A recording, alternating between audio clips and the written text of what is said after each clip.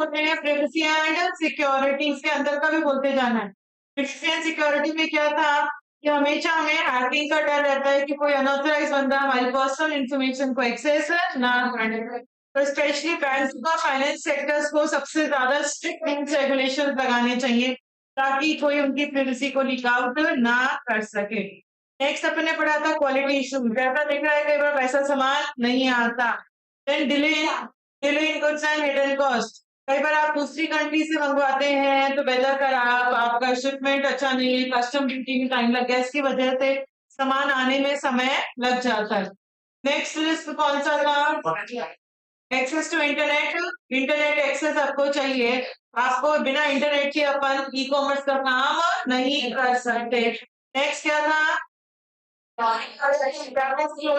Credit card cloning, और credit card और debit card की क्लोनिंग होना पॉसिबल है, तो वो डर हमेशा बना रहेगा हमको। देन इंफ्रास्ट्रक्चर, डिजिटल इंफ्रास्ट्रक्चर हो उससे आपकी ग्रोथ नहीं हो सकती। आपका फिजिकल स्ट्रक्चर, इंफ्रास्ट्रक्चर भी एक्सपेंशन होना चाहिए, रोड्स, रेलवेज, बिल्डिंग्स, ये सब भी बहुत अच्छे होने चाहिए। नेक्स्ट क्या था? Problem of anonymity. एनोनिमिटी मतलब यहाँ पे कभी भी कोई भी यूजर किसी से कहीं से भी कोई भी सामान खरीद सकता है, तो उनका आइडेंटिफिकेशन एंड ऑथेंटिकेशन होना बहुत जरूरी होता है। देन रेप्यूटेशन ऑफ कॉन्ट्रैक्ट, कि सामान मंगवाया फिर वो मना कर दिया कि हमने वो सामान नहीं मंगवाया। Lack of authenticity of transaction, पहले जो इलेक्ट्रॉनिक डॉक्यूमेंट्स जनरेट होते थे वो ऑथेंटिक और रिलायबल नहीं माने जाते थे। फिर डेटा लॉस, थेफ्ट और डुप्लीकेशन, डेटा जो इंटरनेट पे एक जगह से दूसरी जगह ट्रैवल कर रहा है वो बीच में लॉस हो सकता है, थेफ्ट हो सकता है, इसमें कोई चेंजेस हो सकते हैं। Next, attack from hackers. Hackers कौन होते हैं? अनऑथराइज बंदे जो बिना परमिशन के आपके सिस्टम में एंटर कर जाएंगे और आपके सिस्टम को नुकसान पहुंचा जाएंगे। डिनायल ऑफ सर्विसेज, मतलब अपन अवेलेबल नहीं है इसलिए हमने मना कर दिया कि हम सर्विस नहीं दे सकते, तो यहाँ पे ओवरफ्लो ऑफ डेटा पैकेट्स हो जाता है। तो जो बहुत बिजी वेबसाइट्स होती हैं जैसे अमेजोन, फ्लिपकार्ट, अगर उनकी वेबसाइट अवेलेबल नहीं है तो कस्टमर को उनकी गुडविल जो है वो खराब होनी शुरू हो जाएगी और कस्टमर को सेटिस्फैक्शन नहीं मिलेगा। नेक्स्ट क्या था इसके अंदर? That is lack of audit trails. Audit trails क्या होते हैं? जो आपको चाहिए तो द ऑडिट करने के लिए, ई कॉमर्स में तो बहुत ज्यादा वॉल्यूमिनस लेंगे, वो टेम्पर्ड आसानी से बीच में ब्रेक किए जा सकते हैं, वो इनप्रॉपर नहीं होगी, मतलब इनकम्प्लीट हो सकते हैं। प्रॉब्लम ऑफ पायरेसी, जो इंटेलेक्चुअल प्रॉपर्टीज होती हैं हो सकता है वो इतनी प्रॉपर्ली प्रोटेक्टेड ना हो। क्या क्या रिस्क है बच्चों, नाम नाम बोल सकते हो? प्राइवेसी एंड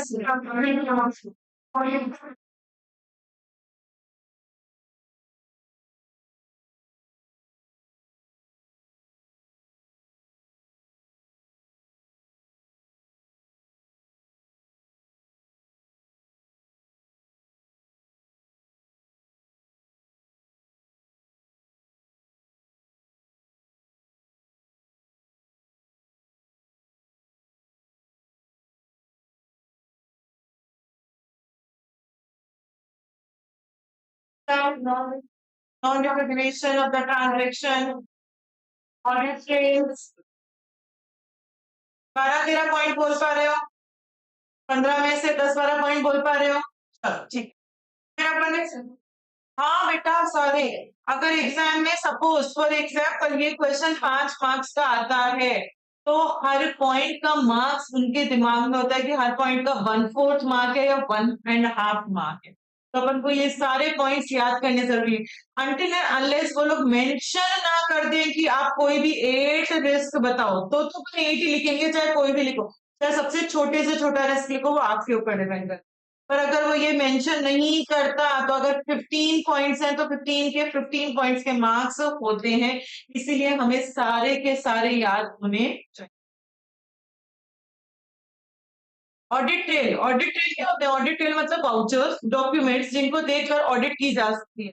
अब इलेक्ट्रॉनिक कॉमर्स में इतने सारे वाउचर्स, ऑनलाइन कौन कब खरीद रहा है, कब बेच रहा है, इतने नंबर ऑफ ट्रांजेक्शन बहुत ज्यादा है तो उनकी ऑडिट करना मुश्किल। या फिर ऐसा हो सकता है कि बीच का कोई ट्रांजेक्शन डिलीट कर दो, पता भी नहीं चलता ऑनलाइन में तो।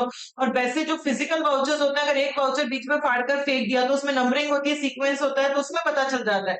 बट यहाँ पता नहीं चल सकता, तो हो सकता है बीच में लॉस्ट हो गया हो, इनकम्प्लीट हो, इनएक्यूरेट हो, तो ये सारे होने के चांसेस होते हैं। तो हो सकता है इतने अच्छे वाउचर्स मुझे ना मिले जिससे मैं प्रॉपर्ली ऑडिट ना कर पाऊँ। एंड कंट्रोल्स, बच्चों कंट्रोल्स क्या है, ई बिजनेस एनवायरनमेंट के कंट्रोल्स क्या है कि वो एश्योरेंस देते हैं कि आपका जो ऑब्जेक्टिव है वो आप अचीव करेंगे। ऑब्जेक्टिव क्या हो सकता है कि हमें एफिशिएंटली इफेक्टिवली काम करना है, हमारी रिपोर्ट्स रिलायबल होनी चाहिए और हमें सारे रूल्स फॉलो करना है। कौन से यूजर्स हैं, कौन से लोग हैं जिनको कंट्रोल अप्लाई करना जरूरी है for the success of the e commerce. Users, users control लगाएंगे, मतलब जेन्युइन यूजर ही यूज करेगा, हैकर तो यूज ना करे। फिर नेक्स्ट कौन थे, सेलर्स, सेलर्स, बायर्स या मर्चेंट, वो किन चीजों पे कंट्रोल लगाएंगे, उनका प्रोडक्ट कैटलॉग, उनकी प्राइस कैटलॉग, जिसका रिटर्न, सीओडी की अकाउंटिंग प्रॉपर्ली मेंशन करनी चाहिए। फिर कौन से थे यूजर्स, पीपल, गवर्नमेंट, गवर्नमेंट किन चीजों पे कंट्रोल लगाएगी, ये सब चीजों पे टैक्स प्रॉपर्ली कैलकुलेट हो रहा है नहीं हो रहा, एंड कोई इलीगल आइटम्स तो आप ऑनलाइन सेल नहीं करें, नार्कोटिक्स वगैरह आप सेल नहीं कर रहे। नेक्स्ट क्या था, नेटवर्क सर्विस प्रोवाइडर, जो जियो वाले हैं वो ये कंट्रोल लगाएंगे कि उनका नेटवर्क एनी टाइम अवेलेबल होना चाहिए। अगर नेटवर्क डाउन हो गया तो आपका पूरा का पूरा ई कॉमर्स का बिजनेस जो है वो डाउन हो जाएगा। नेक्स्ट क्या था, टेक्नोलॉजी सर्विस प्रोवाइडर, नेटवर्क को छोड़कर जितने भी लोग बचे वो सब किस में आ गए, टेक्नोलॉजी में, जैसे क्लाउड कंप्यूटिंग। तो क्लाउड अवेलेबल होना चाहिए, क्लाउड खत्म तो सारा का सारा बिजनेस मेरा खत्म हो जाएगा। नेक्स्ट क्या था, लॉजिस्टिक सर्विस प्रोवाइडर, जो ट्रांसपोर्टेशन वाले लोग होते हैं वही रिस्पॉन्सिबल होते हैं सही सामान सही समय पे सही कस्टमर को पहुंचाने के लिए, right good at the right place at the right time to the right customer. तो वो लोग बहुत जरूरी है। एंड नेक्स्ट कौन से लोग थे, पेमेंट गेटवे, कि जो पेमेंट्स हैं वो इफेक्टिवली और एफिशिएंटली सेलर के पास पहुंच जाना चाहिए, इफेक्टिव एफिशिएंट और फुल प्रूफ होने चाहिए। अब कुछ ऐसी पॉलिसी प्रोसीजर्स हैं जो यूजर को पता होनी चाहिए जब भी ई कॉमर्स का ट्रांजेक्शन हो रहा है। सबसे पहला क्या है, इसके अंदर educating the participants about the nature of the risk. आपके ऑर्गेनाइजेशन में जितने भी लोग हैं उनको समझाओ कि क्या डूज हैं और क्या डोंट्स हैं अगर आप ऑनलाइन काम करते हो तो ऐसे प्रोग्राम्स जो हैं जब आप उनको एजुकेट कर रहे हो, ये प्रोग्राम्स आपके फ्रीक्वेंटली होते रहने चाहिए। नेक्स्ट क्या था इसके अंदर, communicating the policies, organisation policies to its customer. आप पहले से कस्टमर को समझा दो हमारी ये पॉलिसी है, नहीं तो उसको कोई डिससैटिस्फैक्शन हो सकता है, कोई डिस्प्यूट क्रिएट हो सकता है। अब कौन सी पॉलिसी के बारे में समझाएंगे, प्राइवेसी पॉलिसी। प्राइवेसी में हम उनको बताएंगे कि हम आपकी पर्सनल इंफॉर्मेशन को कहाँ कैसे यूज में लेने वाले हैं। फिर सिक्योरिटी पॉलिसी, या उनको बताया जाएगा कि हम ये सारे सिक्योरिटी मेजर्स काम में ले रहे हैं जिससे आपका क्रेडिट कार्ड का नंबर लीक आउट नहीं होगा। नेक्स्ट क्या है, शिपिंग एंड बिलिंग पॉलिसी। बहुत क्लियरली उनको पता होना चाहिए कि इस सामान यहाँ पे शिपिंग हो रहा है, ये बिलिंग है, ये टैक्स लग रहा है, इतना चाहिए जीएसटी, ये सब समझ में आना चाहिए। रिफंड पॉलिसी बहुत क्लियर होनी चाहिए, उसको समझ में आना चाहिए कितने दिन में मैं सामान रिटर्न कर सकता हूँ, कितने दिन में मुझे मेरा पैसा वापस मिल जाएगा। ये पॉलिसी भी बहुत क्लियरली उसको समझ में आनी चाहिए। नेक्स्ट क्या था, ensure compliance with industry body standards. जो आरबीआई है उसके जो भी रूल्स रेगुलेशंस है उसके अकॉर्डिंग आपके ई कॉमर्स बिजनेस को रन करना है। तो जो इंडस्ट्री, जिस इंडस्ट्री में आप काम करते हो उसके सारे स्टैंडर्ड्स को आप यहाँ पे टाइम टू टाइम फॉलो करोगे। And protect your e commerce from intrusion. इसका एमटी क्या था, पीडीआर से, पी स्टैंड्स फॉर पासवर्ड। आप अपने password regularly time time change करते रहो, और जो पुराना एम्प्लॉय छोड़कर चला गया उसका पासवर्ड अब काम में नहीं आना चाहिए। पीबी, डी स्टैंड्स फॉर, आप अपनी वेबसाइट को डेली चेक करो कि वायरस तो नहीं आ रहा ना, क्योंकि अगर वायरस आ गया तो आपकी वेबसाइट को बहुत हेवी नुकसान हो सकता है। आर मतलब रेगुलर सॉफ्टवेयर आपके, इससे आपको नए फीचर्स भी मिलेंगे और आपकी सिक्योरिटी भी ज्यादा हो जाएगी। फिर एच मतलब,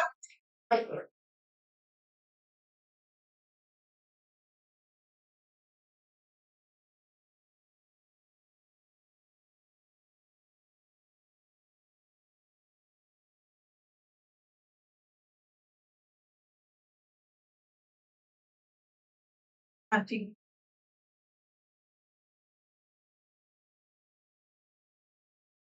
हाँ जी बच्चों, H stands for hackers. Hackers कौन होते हैं? जो बिना परमिशन के नए सिस्टम में घुस गए और उसको नुकसान पहुंचाने की कोशिश कर रहे हैं। एच फिर क्या था? एस एस मतलब सेंसिटिव डेटा, लाइक आपके पासवर्ड्स, आपके क्रेडेंशियल्स, आपके क्रेडिट कार्ड का नंबर, ये सब बहुत सिक्योर्ड होना चाहिए। फिर क्या था? असले। और एक और लास्ट था ना पॉइंट,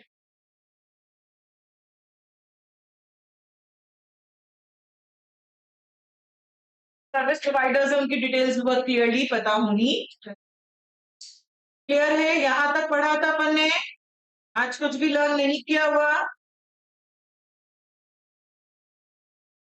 बच्चों? जितना लाइट लिख रहे हो ना, उतना लाइट है नहीं ये सब्जेक्ट। मानो मेरी बात को, इस सब्जेक्ट में मेरा जिस दिन चैप्टर होगा, अभी बहुत टाइम है, अभी हफ्ता भर कम से कम ये चैप्टर होगा, पर मैं बता रही हूँ जिस दिन चैप्टर होगा उसके अगले दिन टेस्ट होगा।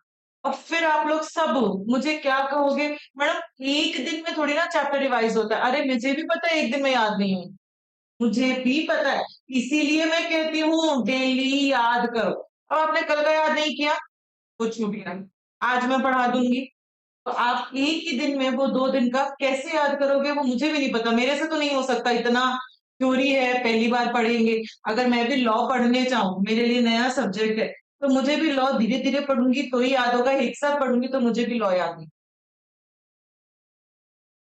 तो अब आप लोग देख लो क्या करना है, और छोड़ दोगे ना तो वो छूटता चला जाएगा। मानकर चलो, ये मेरी बात, मैं मजाक नहीं कर रही।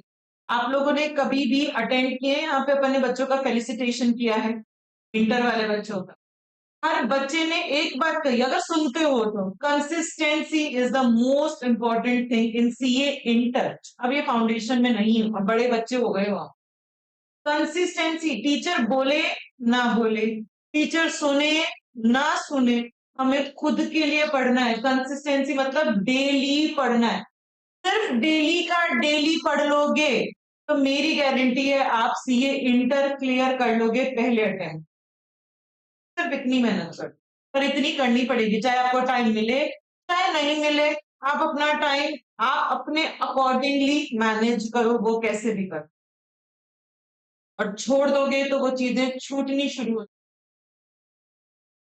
ये मानकर चलो बात। अभी नहीं पता चल रहा आप लोगों को, जिस दिन मैं टेस्ट लूंगी ना, सच्ची में पता चल जाएगा कि क्या होता है क्या नहीं होता। इतना बड़ा 100 पन्नों का चैप्टर एक दिन में कैसे याद करने वाले हो? इतने पॉइंट्स, अभी तो सिर्फ स्टार्टिंग फेज है, अभी तो टेक्नोलॉजीज आना बाकी है, एक्चुअल जो लेवल की चीजें वो आना बाकी है, दिखाई नहीं। ये तो मैं इजी इजी वाला पार्ट पढ़ा रही हूँ आप लोगों को, पढ़ लो। सीए इंटर में पास होने की सबसे बड़ी की यही है, डेली का डेली पढ़ो हर सब्जेक्ट में। और थ्योरी तो एक दिन भी मत छोड़ो, मैं सिर्फ ईआईएस के लिए नहीं कह, आपका ऑडिट सब्जेक्ट थ्योरी होता है, आपका लॉ थ्योरी होता है। थ्योरी हमें डेली पढ़नी है, क्योंकि थ्योरी में रिवीजन इज द की। जितनी बार हम रिवाइज करेंगे उतना ज्यादा वो हमारे माइंड में फिट हो जाएगा। हमें लग रहा है पेपर नवंबर में देना है तो आज का याद किया और भूल जाएंगे, नहीं बच्चों, नहीं भूलोगे। आज का याद किया हुआ आपके सबकॉन्शियस माइंड में सेव होता रहेगा। फिर जब दोबारा से रिवीजन के लिए सब्जेक्ट को उठाओगे तो आपकी वो चीजें दोबारा रिकॉल होना शुरू हो जाएगी। और मैं इससे ज्यादा मैं रिवाइज नहीं करवा सकती, जितना मैं करवाती हूँ क्लास में उससे ज्यादा नहीं करवा सकती। एक ही चीज को मैं 5 से 6 बार मैं बोलती हूँ और आप लोगों से बुलवाने की कोशिश करती हूँ, बट घर पे तो हमें खुद को ही पढ़ना पड़ेगा। और नहीं पढ़ोगे तो थ्योरी नैया पार नहीं कर पाएगी। ये सब्जेक्ट में 40 लाना महाभारत हो जाती है, क्योंकि बच्चे पढ़ते नहीं है, इसीलिए महाभारत हो जाती है। एसएम और पीआईएस को मिलाकर 40 डॉट लाना, और बिना डॉट 40 लाए ये इंटर क्लियर नहीं कर सकते, ये इंटर में ही रह जाओगे। ऑप्शन नहीं है हमारे पास, आईसीआई ये सब्जेक्ट हमें पढ़वा रहा है तो हमें पढ़ना पड़ेगा, अच्छा लगे खराब लगे, लेंदी लगे छोटा लगे, थ्योरी लगे प्रैक्टिकल लगे, कुछ भी लगे। मैं कोशिश करती हूँ इस सब्जेक्ट को इंटरेस्टिंग बनाने की, मैं कोशिश करती हूँ आपको चीजों को रियल लाइफ से कनेक्ट कर कर थोड़ा थोड़ा सा बता पाऊं। पर बच्चों उस चीज को हमें, हम छोटे बच्चे नहीं है, हमें इम्प्लीमेंट करना पड़ेगा। क्यों नहीं पढ़ा आप लोगों ने? 2 दिन बाद आज मेरी क्लास हो रही है फिर भी नहीं पढ़ कर आए आप लोग। बीकॉम का पेपर था तो बीकॉम का पेपर तो कल दोपहर में फिनिश हो गया होगा, शाम को 5 बजे तक फिनिश हो गया होगा। फिर क्या किया उसके बाद घर पे?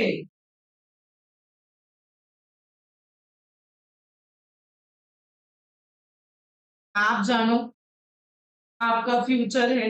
इस सब्जेक्ट में सीए इंटर टिका हुआ है। क्लियर टर्म्स में कह रही हूँ, बच्चे सीए इंटर में सिर्फ और सिर्फ दो सब्जेक्ट्स की वजह से रहते हैं, ईआईएस, एसएम और ऑडिट। सिर्फ इन दो सब्जेक्ट जो है वो उनको इंटर क्लियर करने नहीं देता। जब तक ग्रुप टू क्लियर नहीं तब तक इंटर क्लियर नहीं। और ग्रुप टू में ये दोनों सब्जेक्ट्स आते हैं और दोनों प्योर थ्योरेटिकल सब्जेक्ट्स हैं, तो ये हमें पढ़ना ही पड़ेगा। और पहली बार जितना इंटरेस्ट लेकर पढ़ सकते हो ना, सेकंड बार उतना इंटरेस्ट लेकर नहीं पढ़, कभी भी नहीं पढ़ो। ये ह्यूमन का नेचर होता है, उसको लगता है अरे यार ये सब तो पढ़ा हुआ है, क्यों दोबारा पढ़ना है। और सेकंड बार में उतना टाइम भी नहीं मिलता पढ़ने का। अभी तो हमारे पास 6 महीने हैं पूरे पढ़ाई करने के लिए, सीए इंटर को क्लियर करने के लिए। बाद में नवंबर में पेपर दोगे, जनवरी तक रिजल्ट आएगा, उससे पहले कोई नहीं पढ़ता। मई में आपका पेपर लग जाएगा। देख लो कितने महीने बच रहे हैं आपके पास पढ़ने के।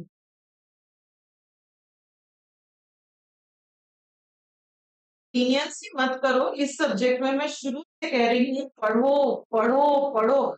मुझे पता है लर्न करना डिफिकल्ट होता है थ्योरी को, इसीलिए मैं कहती हूँ इतना कि पढ़ो, पढ़ो, पढ़ो। मैं सुन नहीं रही इसका मतलब ये नहीं है कि आप लोग लर्न नहीं करते आए। ऐसा है तो मैं कल से सुनना शुरू कर देती हूँ।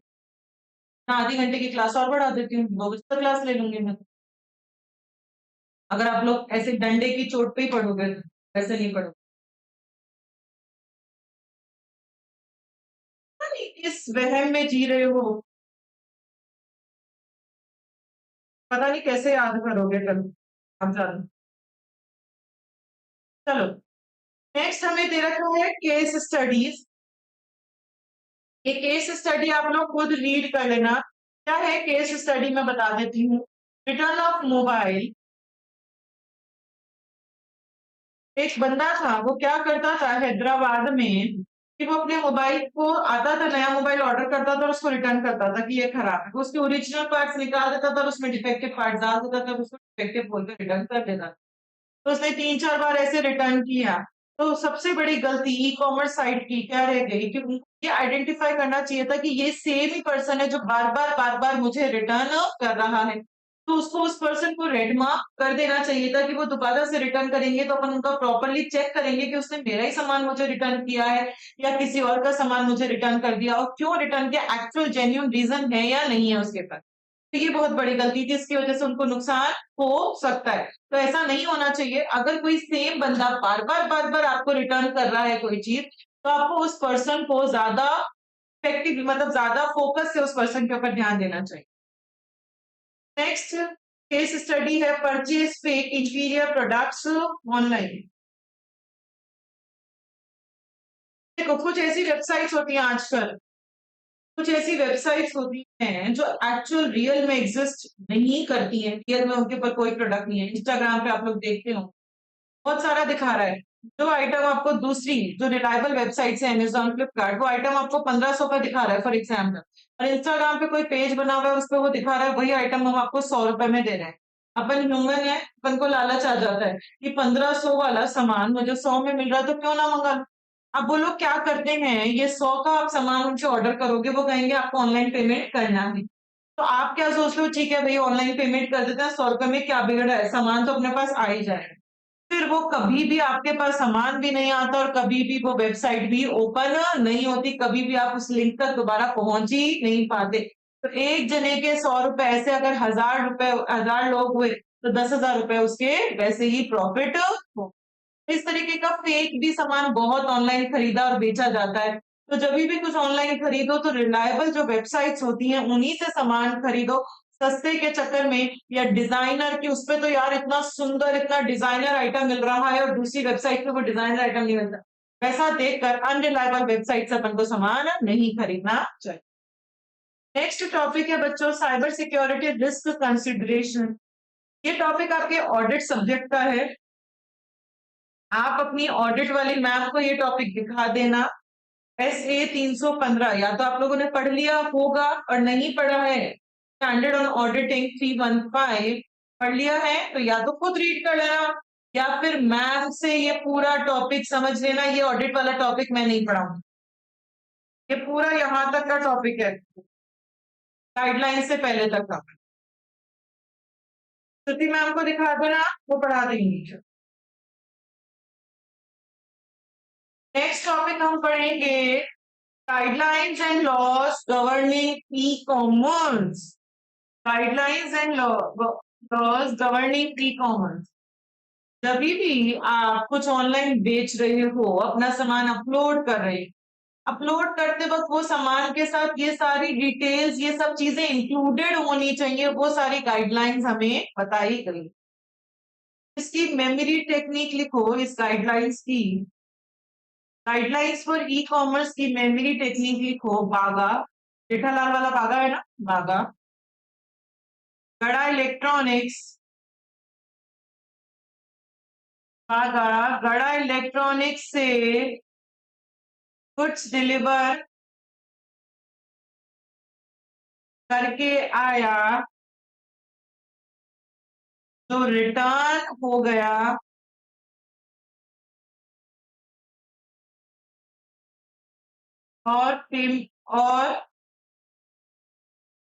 वो उसका पेमेंट लेना भूल गया।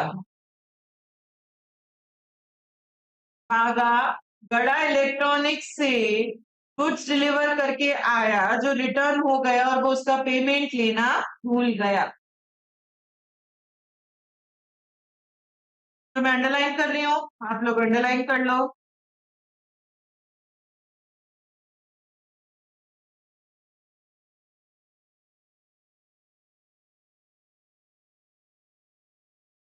B stands for billing.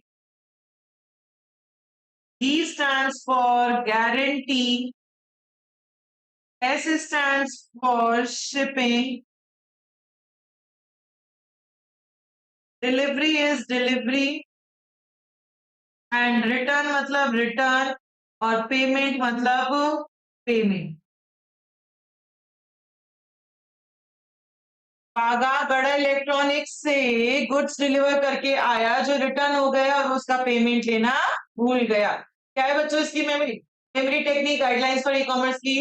पागा गड़ा इलेक्ट्रॉनिक्स से गुड्स डिलीवर करके आया, जो रिटर्न आ गया और वो उसका पेमेंट लेना भूल गया।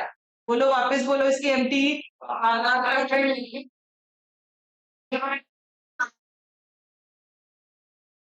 हाँ, भूल गया।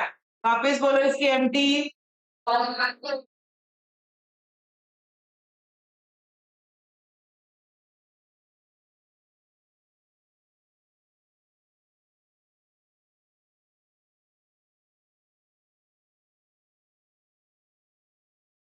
G stands for G मतलब गारंटी, S मतलब shipping, return and payment. Guideline, basically guidelines में हम क्या पढ़ते हैं वो दो लाइनें लिखवा रही हूँ। गाइडलाइंस मतलब क्या पढ़ क्या रहे हैं, ऐसा कुछ क्वेश्चन आपका आ सकता है। देखो दो लाइनें बुक में ही जगह देकर लिख लो। While uploading any product, while question है ना गाइडलाइंस फॉर ई कॉमर्स, या तो वो डायरेक्टली पूछ लेगा गाइडलाइंस फॉर ई कॉमर्स, या फिर वो ऐसा कोई लाइन फॉर्म करके देगा जिसमें हमें आंसर कौन सा लिखना है, गाइडलाइंस फॉर ई कॉमर्स। तो कैसी लाइन है वो? While uploading any product on website, while uploading any product on website, comma, following factors are required, following factors are required to be mentioned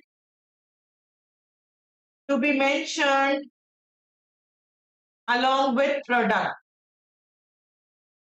Following factors are required to be mentioned along with the product. हाँ जी, सबसे पहले अपन पढ़ेंगे billing. सबसे पहले क्या पढ़ रहे हैं अपन? बिलिंग। बिलिंग मतलब क्या होता है? जब भी आप बिलिंग बनाओगे तो आपको बिल का फॉर्मेट पता होना चाहिए कि सीरियल नंबर कहाँ आएगा, उसका नाम कहाँ आएगा, उसकी क्वांटिटी, कि पर पीस की रेट और फाइनल प्राइस कितनी है, सब चीजें, कितना discount. Details to be shared in the bill. क्या क्या डिटेल शेयर करोगे आप? नाम शेयर करोगे, आप क्वांटिटी शेयर करोगे, आप उसका कलर शेयर कर रहे हो, या जो भी आप शेयर कर रहे हो वो सब, एंड कितना उसके ऊपर जीएसटी लग रहा है। तो जब भी सेलर किसी चीज की बिलिंग करता है, तो बिलिंग करते वक्त उसको 3 चीजों का ध्यान रखना चाहिए कि उसके बिल का फॉर्मेट क्या होगा, वो अपने बिल में कौन सी डिटेल्स को शेयर करेगा, और बिल पे कितनी जीएसटी लगेगी वो उसको पता होना चाहिए। प्रोडक्ट की guarantee and warranty, proper display होना चाहिए कि इस प्रोडक्ट की कितनी गारंटी और कितनी वारंटी है, और आपके पास डॉक्यूमेंट भी आना चाहिए। मतलब मैं जब ऑनलाइन देख रही हूँ अमेज़न पे, तब भी मुझे वो दिखना चाहिए कि 6 महीने की गारंटी है, 6 महीने की वारंटी है। और जब वो सामान डिलीवर होके आ गया, तो हार्ड कॉपी में एक डॉक्यूमेंट भी मेरे पास आना चाहिए कि इस प्रोडक्ट की इतने टाइम के लिए गारंटी है, इतने टाइम के लिए वारंटी है। Then shipping, shipping time, frequency कब होगा, कैसी पैकिंग होगी शिपिंग में, ये सब आपकी पॉलिसी के अंदर लिखा हुआ होना चाहिए। शिपिंग टाइम, सुबह शिपिंग होगी या शाम को होगी या दोपहर में। देन फ्रीक्वेंसी, दिन में कितनी बार होती है, या महीने में कितनी बार होती है, या फिर वीक में कितनी बार शिपिंग होगी। Packing eight the time of shipping, packing कैसी होनी चाहिए? अगर कोई कांच का आइटम है तो वो बहुत अच्छे से पैक होता है कि वो रास्ते में टूट ना जाए। कोई बुक्स है तो वो हेवी कार्टून में पैक होंगी कि वो कार्टून उसका लीक आउट ना हो जाए। तो कैसी पैकिंग होगी, ये सब चीजें कहाँ लिखी हुई होनी चाहिए, जो ऑर्गेनाइजेशन की पॉलिसी होती है वहां पे शिपिंग का time, frequency of the shipping and packing eight the time of shipping, ये तीनों चीजें मेंशन होनी चाहिए। और ये भी इंश्योर करो कि आपका प्रोडक्ट प्रॉपर्ली पैक्ड और टाइम पे शिप हो जाए। नेक्स्ट है आपकी guideline, that is delivery. Delivery में अपन को क्या पॉलिसी चाहिए ऑर्गेनाइजेशन को? आप कौन सा मोड काम में ले रहे हैं? आप कुरियर से डिलीवर करवा रहे हैं, थर्ड पार्टी से करवा रहे हैं, या आपका खुद का स्टाफ जाकर घर पे डिलीवर सामान कर कर आ रहा है? आप कब कर रहे हैं डिलीवरीज? आप सुबह कर रहे हैं, शाम को कर रहे हैं, दोपहर में कर रहे हैं, कब कर रहे हैं? आप कहाँ कर रहे हैं डिलीवरी? आप मेरे ऑफिस में कर रहे हैं, मेरे घर में कर रहे हैं, या फिर आजकल डेडिकेटेड डिलीवरी शॉप्स होने लग गई। तो बड़ी बड़ी सिटीज होती हैं, वहां पे एक दुकान है, वहां पे सब आइटम आपका आ जाएगा। अगर आपको जल्दी जाकर वो सामान लेना है, आपके घर पे आने का वेट नहीं कर सकते, तो वहां उस शॉप पे जाओ, आपको वो सामान वहीं मिल जाएगा, आप डायरेक्टली वहां से वो सामान देख सकते। डिलीवरी के लिए पॉलिसी में क्या क्या मेंशन होना चाहिए? सबसे पहले हम मोड, कैसे डिलीवर कर रहे हैं, थर्ड पार्टी से करवा रहे हैं, कुरियर वालों से करवा रहे हैं, या फिर खुद का स्टाफ जाकर डिलीवर कर, कब डिलीवर कर रहे हो? सुबह कर रहे हो, शाम को कर रहे हो, कहाँ डिलीवर कर रहे हो? घर पे कर रहे हो, ऑफिस में कर रहे हो, या फिर डेडिकेटेड शॉप्स में डिलीवर कर रहे हो? रिटर्न पॉलिसी भी बहुत अच्छे से मेंशन होनी चाहिए। हम कौन सा आइटम एक्सेप्ट करेंगे और कौन सा नहीं। कई आइटम्स होते हैं ना जिसका रिटर्न नहीं लेते, फूड आइटम्स हैं, जनरली उसका रिटर्न नहीं लिया जाता। ये बहुत अच्छे से मेंशन होना चाहिए कि हम किस आइटम को तो रिटर्न में लेंगे और किसको। कितने दिन में हम रिटर्न एक्सेप्ट कर लेंगे? अमेज़न 1 महीने में कर लेगा, फ्लिपकार्ट 15 दिन में कर लेगा, आजियो 5 दिन के अंदर रिटर्न ले लेगा, उसके बाद नहीं लेगा। Process of verifying the authenticity of the product received back, आप कैसे ये चेक करोगे कि जो सामान रिटर्न हो रहा है वो आपका ही है ना? मतलब अमेज़न का कोई सामान रिटर्न करना है तो अमेज़न की बाहर की थैली उस पे लगी हुई होनी चाहिए, वो उस आइटम को खोलकर देखता है, उसपे उसकी फोटो वगैरह आ रखी होती है। तो उस तरीके से वो चेक करते हैं कि ये सामान वही है ना जो आपने हमसे मंगवाया था, किसी और का सामान तो आप हमें रिटर्न नहीं कर रहे। तो रिटर्न पॉलिसी में क्या-क्या मेंशन होगा बच्चों, कि हम किस आइटम को रिटर्न लेंगे और किसको नहीं लेंगे, कितने दिन में रिटर्न लेंगे, और हम कैसे चेक करेंगे उसकी ऑथेंटिसिटी की, वो जो रिटर्न हो रहा है वो आइटम सही है या, and time within which buyer shall be paid, और कितने दिनों में उसको उसका अमाउंट वापस मिल जाएगा, ये भी रिटर्न पॉलिसी में मेंशन होना चाहिए। लास्ट है आपकी पेमेंट पॉलिसी। पेमेंट पॉलिसी मतलब मोड ऑफ पेमेंट, आप कैसे पेमेंट करते हो? आप सीओडी के थ्रू करते हो, credit card, debit card, UPI payment कैसा करते हो? बहुत सारी ऑर्गेनाइजेशंस होती हैं जो सीओडी को रेस्ट्रिक्ट कर देती हैं, बहुत सारे ऐसे प्रोडक्ट्स होते हैं जिन पे सीओडी पॉसिबल नहीं होता, तो आपको ऑनलाइन पेमेंट ही करना पड़ता है। तो ये सारी अपन ने क्या पढ़ ली? Guidelines for the e commerce पढ़ ली। इसकी मेमोरी टेक्निक क्या थी? बागा ने गड़ा इलेक्ट्रॉनिक्स से कुछ डिलीवर कर दी, तो आपके साथ जो रिटर्न आ गए और वो उसका पेमेंट लेना, B stands for bill, billing में क्या क्या मेंशन होगा, format contents to be shared और किस चीज पे लगेगी। फिर गड़ा इलेक्ट्रॉनिक्स का जी, ये मतलब गारंटी, प्रोडक्ट की गारंटी ऑनलाइन भी दिखनी चाहिए और मेरे पास ऑफलाइन भी डॉक्यूमेंट आना चाहिए। गुड्स डिलीवर करके आया, डिलीवरी, डिलीवरी में क्या क्या होगा,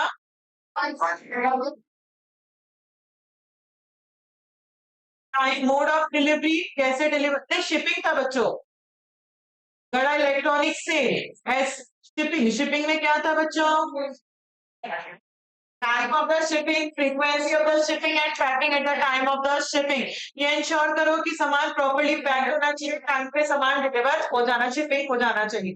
फिर था delivery, mode of the delivery, कैसे कर रहे हो, कुरियर वाले से से या अपना स्टाफेज है, कब कर रहे हैं, सुबह कर रहे हैं या शाम, कहाँ कर रहे हो, घर पे कर रहे हो, ऑफिस में कर रहे हो या डेडिकेटेड स्टोर्स पे कर रहे हो। फिर रिटर्न आ गया, रिटर्न मतलब रिटर्न पॉलिसी में क्या क्या होगा, रिटर्न लेंगे, कितने दिन में लेंगे, कितने दिन में उसका स्पेसिफाई करेंगे, कितने दिन में उसका जाएगा। और लास्ट क्या था, पेमेंट, मोड ऑफ पेमेंट, कुछ ऐसे आइटम्स होते हैं जिसमें सीओडी रेस्ट्रिक्टेड होता है, नाम नाम बोलोगे, बिलिंग, गारंटी,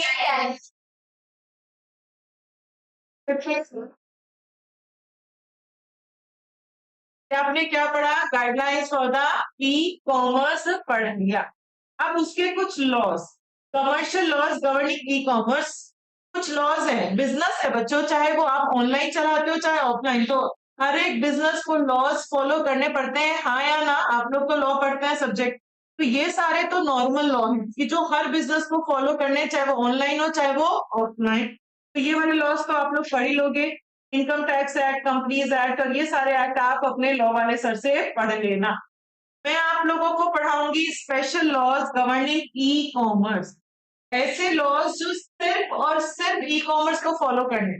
देखो जो ऑनलाइन बिजनेस होता है उसको दो लॉ फॉलो करने, एक तो नॉर्मल लॉ जो दुकान को भी फॉलो करना है, आपका कंपनीज एक्ट और सेल्स एक्ट और ये सारा है, प्लस उसके साथ क्योंकि वो बिजनेस ऑनलाइन में है तो उसको ऑनलाइन वाले रूल्स एंड रेगुलेशंस को भी फॉलो करना पड़ेगा। तो मैं सिर्फ ऑनलाइन वाला पार्ट पढ़ाऊंगी, बट एग्जाम के पॉइंट ऑफ व्यू से आपको दोनों लॉज पता होने चाहिए। वो मैं कटवा नहीं रही, ये सब मैं आप लोगों को दूसरे टीचर से पढ़ने के लिए बोल। हाँ जी, कौन से लॉज हैं, एक तो इंफॉर्मेशन टेक्नोलॉजी एक्ट 2000 और एक reserve Bank of India 1932। IT act 2000 कहीं पे तो पढ़ा है ये वर्ड, अपन ने कंपोनेंट्स पढ़े थे ई कॉमर्स के, उसके अंदर अपन ने बायर्स सॉरी सेलर्स वाला कंपोनेंट पढ़ा था, तो सेलर्स वाले में आपने प्राइवेसी एंड सिक्योरिटी पढ़ा था, या टेक्नोलॉजी के अंदर पढ़ा था, सेलर्स वाले में था, टेक्नोलॉजी वाले में था, टेक्नोलॉजी वाले में अपन ने पढ़ा था प्राइवेसी एंड सिक्योरिटी, वहां अपन ने पढ़ा था इंफॉर्मेशन टेक्नोलॉजी एक्ट। बच्चों ये जो ये आईटी एक्ट है, ये पूरे ईआईएस में 3 जगह आएगा, तो तीनों जगह सेम है, थोड़ा थोड़ा सा फटता ही जा रहा है हर जगह, chapter number 4, chapter number 5 and chapter number 1, तीनों चैप्टर्स में अपन ये पढ़ेंगे। तो सबसे पहले अपन पढ़ेंगे इंफॉर्मेशन, हाँ ये बच्चों उसी का एग्जाम्पल है, तो नॉर्मल लॉजिक,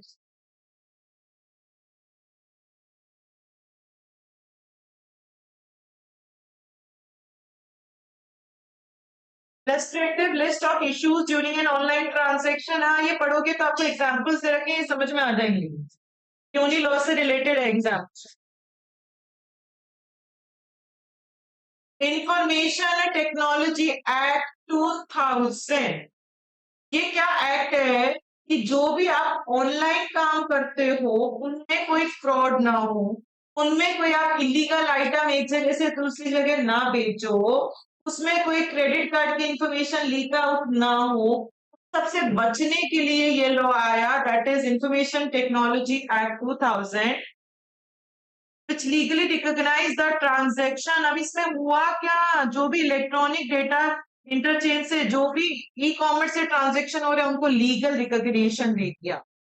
बच्चों मैंने अभी रिस्क पढ़ाया, अपन ने एक रिस्क पढ़ा था non recognition of the transaction, lack of authentication of the transaction, मैंने आपको वहां पढ़ाया था कि पहले क्या होता था, अगर अमेजोन ने मुझे मेल किया है कि हमारे पास आपका पेमेंट आ गया, हम आपको सामान डिलीवर कर देंगे, तो अगर मेरे पास सामान डिलीवर नहीं हुआ और मैं उसका मेल ले जाकर कोर्ट में उसके खिलाफ केस करूंगी, तो कोर्ट उसको as a evidence, as a proof नहीं मानता। उस ट्रांजैक्शन को लीगल नहीं मानता था पहले को।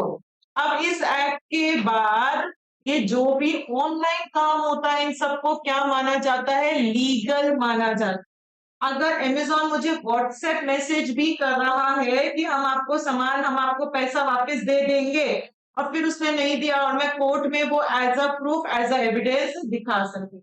तो जितना भी ई-कॉमर्स के थ्रू ट्रांज़ैक्शन हो रहा है, अब इस एक्ट में उन सारे ट्रांज़ैक्शन को क्या बोल दिया गया? लीगली रिकॉग्नाइज़ कर दिया गया। पहले जो डिजिटल सिग्नेचर्स होते थे उनको भी लीगल नहीं माना जाता था, पर इस एक्ट के बाद आपके डिजिटल सिग्नेचर्स भी ऑथेंटिकेशन के लिए काम में लिए जा सकते हैं और उनको भी क्या माना जा सकता है? लीगल माना जाता है। तो ये एक्ट क्या कहता है कि जितना भी ई-कॉमर्स के थ्रू आपके ट्रांजैक्शंस हो रहे हैं, उन सारे ट्रांजैक्शंस को लीगल रिकॉग्निशन देना, उन सारे ट्रांजैक्शन को लीगली मानना, और आपके डिजिटल सिग्नेचर्स अब ऑथेंटिक हो चुके हैं। मतलब अगर आप किसी डॉक्यूमेंट पे आपका डिजिटल सिग्नेचर है, मतलब उस डॉक्यूमेंट के लिए आप आंसरेबल हो अगर आपका सिग्नेचर उस पे अटेस्टेड है। ये लॉ जितनी भी इंटरनेट एक्टिविटीज है उन सबको ये लॉ गवर्न करता है।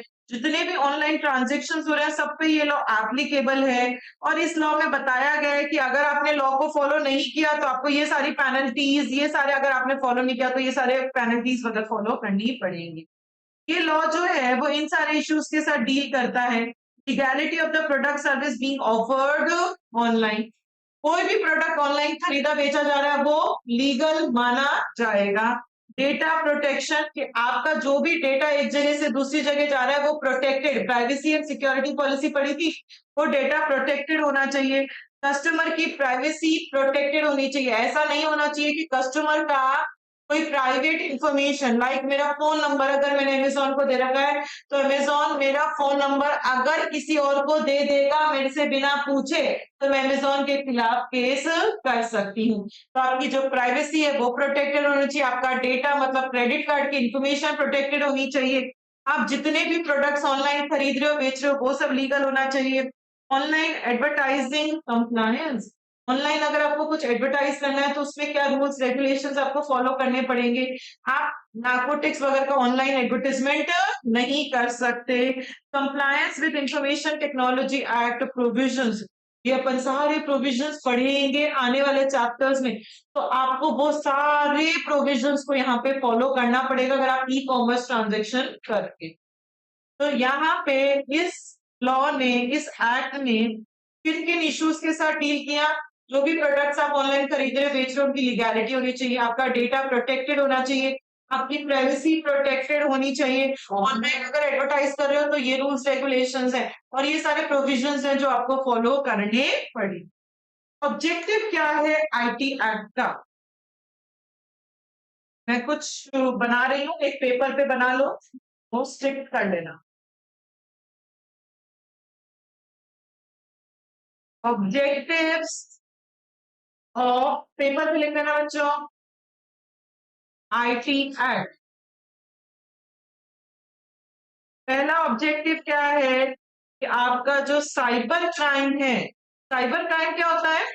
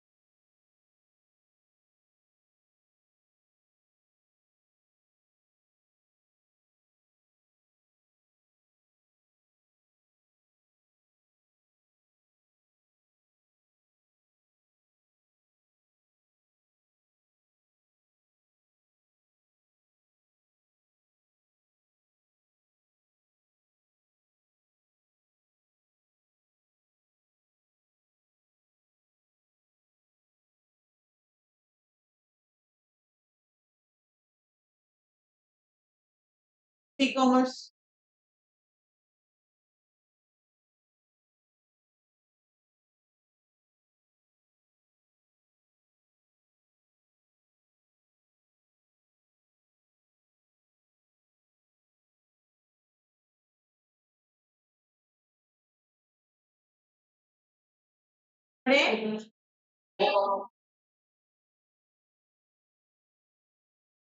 Transactions e-commerce.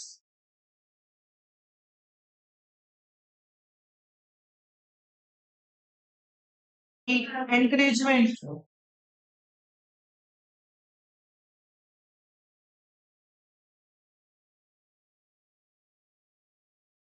जल्दी लिखा करो बच्चों।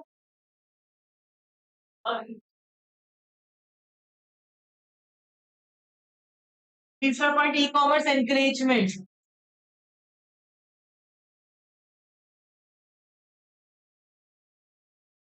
इंक्रीज।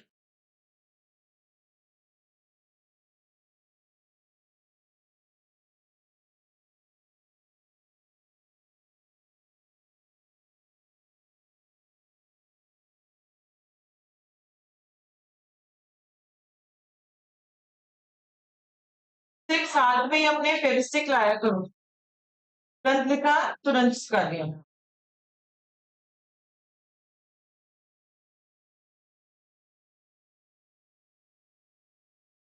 चलो पढ़ा दो आप। सही है, पढ़ा दो बच्चों। Objective of IT act. IT act लाने का main M, main goal, main objective क्या था? सबसे पहला एम था आपका जितने भी साइबर क्राइम्स हो रहे हैं उनको कम करना। साइबर क्राइम क्या होता है? जो काम एक कंप्यूटर दूसरे कंप्यूटर, एक क्राइम मतलब बिना कहीं फिजिकली गए हुए अगर आप वहां पे क्राइम कर पा रहे हो तो उसे क्या कहते हो? साइबर क्राइम या साइबर फ्रॉड्स कह देते हो। जैसे कि मैं यहाँ बैठी बैठी अगर किसी और का कंप्यूटर हैक कर कर उसका डेटा चोरी कर लेती हूँ। आजकल डेटा ही सब कुछ होता है।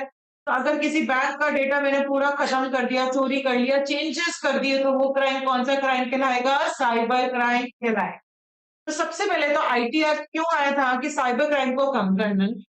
ई कॉमर्स का इंकरेजमेंट करना है। लोगों को हमेशा डर लगता है कि ऑनलाइन अगर मैंने मेरी क्रेडिट कार्ड की डिटेल शेयर की और वो चोरी हो गई तो, ऑनलाइन सामान मंगवाया वो अच्छा नहीं आया तो, उसने मुझे मेल किया और मैं कोर्ट में गई उसने नहीं माना तो मैं क्यों सामान खरीदूं? तो पहले इन लोगों को ये डर बहुत बड़ा डर था। तो वो डर हटाने के लिए और ई कॉमर्स का एनकरेजमेंट करने के लिए आप कौन सा एक्ट लेकर आए? IT act. एंड थर्ड इसका ऑब्जेक्टिव क्या है? कि सब चीजों को लीगली रिकॉग्नाइज करवाना। डिजिटल सिग्नेचर्स लीगल रिकॉग्नाइज होने चाहिए। ईमेल, आपका ई फाइलिंग ऑफ डॉक्यूमेंट्स। तो आरओसी आपको हर एक बड़ी बड़ी जो कंपनीज होती है उनको आरओसी सबमिट करनी पड़ती है टू द गवर्नमेंट। पहले क्या होता था? वो आरओसी की एक हार्ड कॉपी होती थी, वो पूरी फाइल होती थी, वो जाकर वहां पे लाइनों में लगकर फिर सरकार को अपन को देनी पड़ती थी। अब वो आरओसी आप ऑनलाइन अपनी पूरी सबमिट कर सकते हैं, उसको लीगल माना जाएगा, इलीगल नहीं माना जाएगा। स्टोरेज ऑफ डेटा, ऑनलाइन मेरा कोई डेटा स्टोर है तो वो भी लीगली होना चाहिए कि सही है, सेफ है। ट्रांसफर फंड्स, ऑनलाइन एक जगह से दूसरी जगह जो पैसा भेजते हो, आजकल आप पेटीएम करते हो, फोन पे करते हो, तो अगर मैंने आपको फोन पे किया मतलब मैं सही मान रही हूँ कि आपने मुझे सही में पेमेंट दे दिया है। एंड जितने भी ई कॉमर्स के थ्रू जो भी ट्रांजेक्शन हो रहे हैं उन सबको लीगली रिकॉग्नाइज करने के लिए आपका कौन सा एक्ट आया? IT act. इसी चीज को यहाँ पे अलग अलग पॉइंट्स में लिख दिया जो मैंने आपको शॉर्ट में बता दिया। तो ऑब्जेक्टिव्स क्या है आईटी एक्ट के? सबसे पहला ऑब्जेक्टिव क्या है? लीगल रिकॉग्निशन देना। जो भी ट्रांजेक्शन हो रहे हैं ई कॉमर्स के थ्रू उनको लीगल रिकॉग्नाइज करवाना। लीगल रिकॉग्निशन देना डिजिटल सिग्नेचर्स को कि वो बंदा उसके लिए आंसरेबल रहेगा। ई फाइलिंग ऑफ डॉक्यूमेंट जो मैंने आप लोगों को बताया, ROC. Electronic storage of data, online कोई डेटा स्टोर्ड है तो उसको भी लीगल माना जाएगा। Legal sanction to the transfer of funds between banks. PhonePe से थ्रू ट्रांसफर कर रहे हो, पेटीएम के थ्रू कर रहे हो, एक बैंक दूसरे बैंक को ऑनलाइन पेमेंट भेज रहा है तो उसको लीगली माना जाएगा। And to provide legal recognition for keeping of books of accounts in electronic formats. आजकल जो बैंक हैं वो आपके अकाउंट्स में इलेक्ट्रॉनिक कंप्यूटराइज रखते हैं अकाउंट्स, आपकी balance sheet, P and L अगर वो कंप्यूटराइज्ड है तो उसको लीगल माना जाएगा, उसको इलीगल नहीं माना जाएगा। ये वाला पॉइंट छोड़ दो। चाहे to provide legal infrastructure to promote e-commerce को प्रमोट करने के लिए आपका आईटी एक्ट आया। साइबर क्राइम्स नेशनल और इंटरनेशनल लेवल्स को हो रहे हैं उनको मैनेज करने के लिए आपका आईटी एक्ट आया। ये एक्ट जितनी भी इंटरनेट पे एक्टिविटीज हो रही हैं, जो भी ट्रांजेक्शन हो रहे हैं, उन सबको गवर्न करने के लिए एक्ट आया। और इस एक्ट में बताया गया है कि आपको ये पेनल्टीज लगेंगी अगर आपने कुछ भी फॉलो नहीं किया या आपने कोई क्राइम किया है, तो आपको ये सारी पेनल्टीज को फॉलो करना पड़ेगा। ये क्या था आईटी एक्ट के ऑब्जेक्टिव्स। क्या ऑब्जेक्टिव्स आईटी एक्ट के? सबसे पहले cyber crime encouragement, legal to digital signature, e-commerce and data storage, digital signature, ये सबको क्या दिया गया है यहाँ पे? Legal recognition. जितना भी ऑनलाइन रिलेटेड काम है, इन सबको यहाँ पे लीगली रिकॉग्नाइज किया गया है। और अगर आपने कोई काम नहीं किया ढंग से तो आपको पेनल्टीज या फिर आपको पनिशमेंट्स मिल सकते हैं। ये सारी बात कहाँ बताई गई है? आपके आईटी एक्ट में बताई।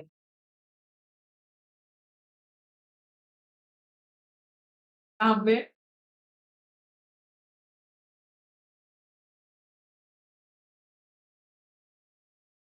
क्या? कोई फर्क नहीं है, कोई फर्क नहीं है। From the perspective From the perspective of e-commerce in India, IT Act 2000 provision contain many positive aspects which are as follows. Positive aspects of the IT Act. बच्चों ये सेम है जो अपन ने ऑब्जेक्टिव पढ़ा। इसमें क्या कर दिया? हर एक ऑब्जेक्टिव को यहाँ पे उन्होंने अलग अलग सेक्शन में डाल दिया। जैसे इन्होंने कहा कि ईमेल को आप legally valid form of communication मान रहे हो, वो किस में डाल दिया? Section 4 of the IT act. तो आपको ये इस तरीके से याद करना है। जो अपन ने ऑब्जेक्टिव्स पढ़ लिए हैं उन्हीं ऑब्जेक्टिव्स को यहाँ पे सेक्शन में डाल दिया गया है। वो क्या है? इसका पॉजिटिव एस्पेक्ट्स। ठीक है। अगर आपसे आईटी एक्ट का क्वेश्चन 4 नंबर या +4+ में पूछा जाता है तो आपको सब कुछ बताना है, ऑब्जेक्टिव्स भी और पॉजिटिव एस्पेक्ट्स भी।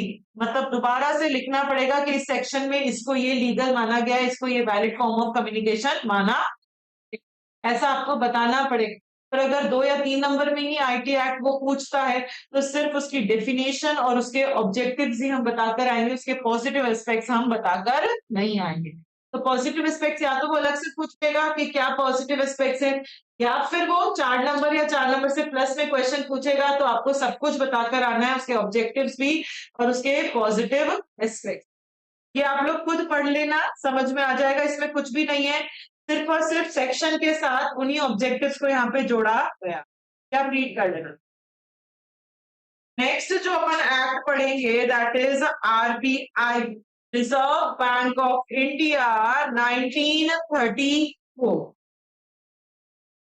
आरबीआई टाइम टू टाइम जो है वो गाइडलाइंस देता रहता है जो e-commerce m-commerce merchant को फॉलो करनी पड़ेंगे अगर उनको ऑनलाइन पेमेंट करवाना है, अगर उनको ऑनलाइन पेमेंट रिसीव करना है तो आरबीआई ने जो उनको गाइडलाइंस दी है वो उनको फॉलो करनी पड़ेंगी। क्या गाइडलाइन दी है आरबीआई ने? कि आपके क्रेडिट कार्ड डेबिट कार्ड में एक चिप लगी हुई होनी चाहिए, उसी से वो credit card debit card read किया जाएगा। जब भी आप ऑनलाइन कोई पेमेंट कर रहे हो या क्रेडिट कार्ड डेबिट कार्ड से पेमेंट कर रहे हो तो ओटीपी हमेशा जनरेट होना चाहिए। हमेशा अगर अपन ऑनलाइन पेमेंट करते हैं तो एक ओटीपी जनरेट होता है, वो अपन ओटीपी डाल देते हैं तभी अपना ऑनलाइन पेमेंट जो है वो सक्सेसफुल हो पाता है। एंड यहाँ पे the compliance with capital adequacy norms for payment wallets like SBI Buddy, Paytm, etc. RBI कहता है अगर आपका खुद का कोई पेमेंट वॉलेट है, जैसे अमेजोन का खुद का पेमेंट वॉलेट है अमेजोन पे एक्सेट्रा, एसबीआई बैंक का खुद का पेमेंट वॉलेट है एसबीआई बडी, ऐसे सबके अपने अपने वॉलेट्स भी होते हैं। तो अगर आप अपना खुद का कोई वॉलेट रख रहे हैं तो वो वॉलेट में ये सारे रूल्स होने चाहिए, मिनिमम इतना बैलेंस, या कस्टमर यही ट्रांजेक्शन कर सकता है इस वॉलेट से, ये नहीं कर सकता। वो जो भी रूल है वो RBI e-commerce m-commerce merchant को बताएगी और उनको वो सारे रूल्स को फॉलो करना पड़ेगा। तो कौन सा आरबीआई ने क्या क्या रूल्स बताए हैं जो सबको फॉलो करने हैं? कि डेबिट कार्ड क्रेडिट कार्ड में चिप होनी चाहिए। ऑनलाइन ट्रांजेक्शन करते वक्त ओटीपी जनरेट होना चाहिए, ओटीपी या पिन नंबर आप डालने की जरूरत होनी चाहिए। एंड अगर आप वॉलेट पेमेंट वॉलेट है तो वो सारे रूल्स आप फॉलो करोगे जो आरबीआई कहता है कि पेमेंट वॉलेट के लिए ये सारे रूल्स होने क्लियर है। तो ये अपन ने क्या पढ़ लिया बच्चों, special laws governing e commerce पढ़ लिया, उसमें दो लॉज पढ़ लिए, एक तो आईडी एक्ट पढ़ लिया और एक आरबीआई एक्ट पढ़ लिया। Reserve Bank of India 1930। ये सब डेट्स भी याद रखनी है, जितनी भी डेट्स लिखी हुई हैं इनके सब। नेक्स्ट टॉपिक हम पढ़ेंगे ट्रेंड्स इन ई कॉमर्स। आजकल क्या ट्रेंड चल रहा है, आजकल क्या नया चल रहा है ई कॉमर्स के अंदर। जो ई मार्केटर्स हैं उनको सिर्फ अपने प्रोडक्ट की क्वालिटी को इम्प्रूव करने से यूजर का एक्सपीरियंस अच्छा नहीं होगा, उनको लेटेस्ट ट्रेंड पे भी काम करना पड़ेगा, तभी यूजर का एक्सपीरियंस अच्छा होगा। आप कोई आपकी वेबसाइट है उसकी आपने मार्केटिंग भी शानदार कर रखी है, पर जो भी ट्रेंड है उस ट्रेंड के अकॉर्डिंग काम नहीं करते तो यूजर आपसे कभी उतना सेटिस्फाई होगा नहीं और आप अपना कस्टमर बेस उतना इंक्रीज नहीं कर पाएंगे। तो क्या ट्रेंड चल रहा है, सबसे पहले कंटेंट।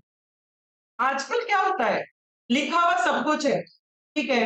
कोई प्रोडक्ट है, मैंने खरीद रही हूँ कोई नया प्रोडक्ट, उसमें लिखा हुआ है कि आपको इसको यूज करना है तो पहले इसको यहाँ से यहाँ ज्वाइन करना पड़ेगा, फिर ये पार्ट ज्वाइन करना पड़ेगा, सब लिखा हुआ है।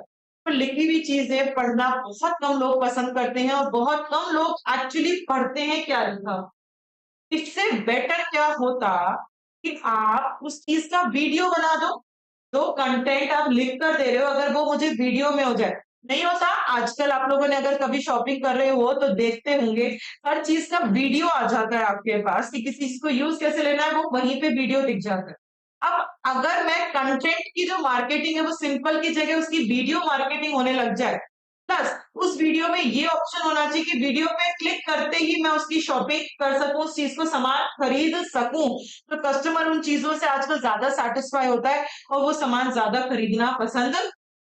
तो कंटेंट की जो मार्केटिंग आप कर रहे हो कि हम ये बेच रहे हैं, हम ये बेच रहे हैं, यही सामान को ऐसे यूज में लो, इसके ये फायदे हैं, ये नुकसान है, तो लिखे हुए की जगह लिखा हुआ तो होना ही चाहिए, प्लस उसके साथ उसकी वीडियो भी बनकर आनी चाहिए और उस वीडियो में लिंक्स होने चाहिए कि वीडियो में आप कभी भी क्लिक करो डायरेक्टली आप कहाँ पहुंच जाओगे ऑप्शन में कि आपको प्लेस करना है क्या ऑर्डर, और आपको प्लेस करना है तो आप तुरंत वहां पे प्लेस कर दो।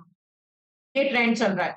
तो कितनी भी अट्रैक्टिव वेबसाइट हो वो इतनी इनफ नहीं होती कि कस्टमर के दिमाग में वो रह सके। तो कंटेंट जो है वो सिर्फ आपको एंगेज आपको क्या बनाना चाहिए, वीडियो बनाना चाहिए कंटेंट की मार्केटिंग करने के लिए, और शॉपेबल वीडियोस होने चाहिए। शॉपेबल वीडियो समझ रहे हो बच्चों क्या है कि वीडियो पे क्लिक करते ही मैं उसकी शॉपिंग कर पा रही हूँ। ऐसा नहीं है कि वीडियो देख लिया फिर दोबारा से मुझे लिंक खोलना पड़ रहा है www.amazon.com, फिर दोबारा उस प्रोडक्ट को सर्च कर फिर मैं उसकी शॉपिंग, नहीं, वो इतना काम कोई कस्टमर खरीदना पसंद नहीं करता। वीडियो पे क्लिक किया डायरेक्टली आप उस पेज पे चले जाओगे, उस फोटो पे चले जाओगे, उस इमेज पे जो वो सामान बेच रहा है उसकी प्राइस डिटेल्स आ जाएंगे और डायरेक्टली आप कर दो एड टू कार्ट या बाय नाउ पे कर आप तुरंत उसकी शॉपिंग। ये होना चाहिए, इससे क्या होता है कस्टमर की मेमोरी में भी वो चीज लॉन्ग टाइम तक रहती है, कस्टमर ज्यादा सामान खरीदना पसंद करते। नेक्स्ट ट्रेंड क्या चल रहा है, सोशल कॉमर्स, मतलब जैसे कि इंस्टाग्राम, फेसबुक, ये सब सोशल कॉमर्स है। आपके व्हाट्सएप, आपको कुछ भी बेचना हो आप उन चीजों का एडवर्टीजमेंट सोशल साइट्स पे जरूर डालो। जो यंग जनरेशन है वो अपना 50-60% टाइम कहाँ डिवोट करती है, सोशल साइट्स पे डिवोट करती है। आज कोई सीरियल है, सीरियल का प्रमोशन भी सोशल वेबसाइट्स पे आ रहा है। शार्क टैंक है तो शार्क टैंक के छोटे छोटे वीडियोस आपको फेसबुक पे इंस्टा पे मिलते रहेंगे, तो आप वो वीडियो बार बार देखोगे तो उसमें आपको इंटरेस्ट आएगा और आप वो सीरियल हमेशा देखना शुरू कर दोगे। आपको कुछ खरीदना है तो आप जब जब इंस्टाग्राम चलाओगे, मुझे एक कुर्ती खरीदनी है तो मैं जब जब इंस्टाग्राम चलाऊंगी अलग अलग मुझे कंपनीज, मिंत्रा वाले, अमेजोन वाले, फ्लिपकार्ट वाले मुझे कुर्ती के ही वो दिखाते रहेंगे फोटो बार बार। तो उससे क्या होगा, कभी ना कभी तो मुझे कोई फोटो अच्छी लगेगी और मैं क्लिक करूंगी और मैं उसकी शॉपिंग कर लूंगी।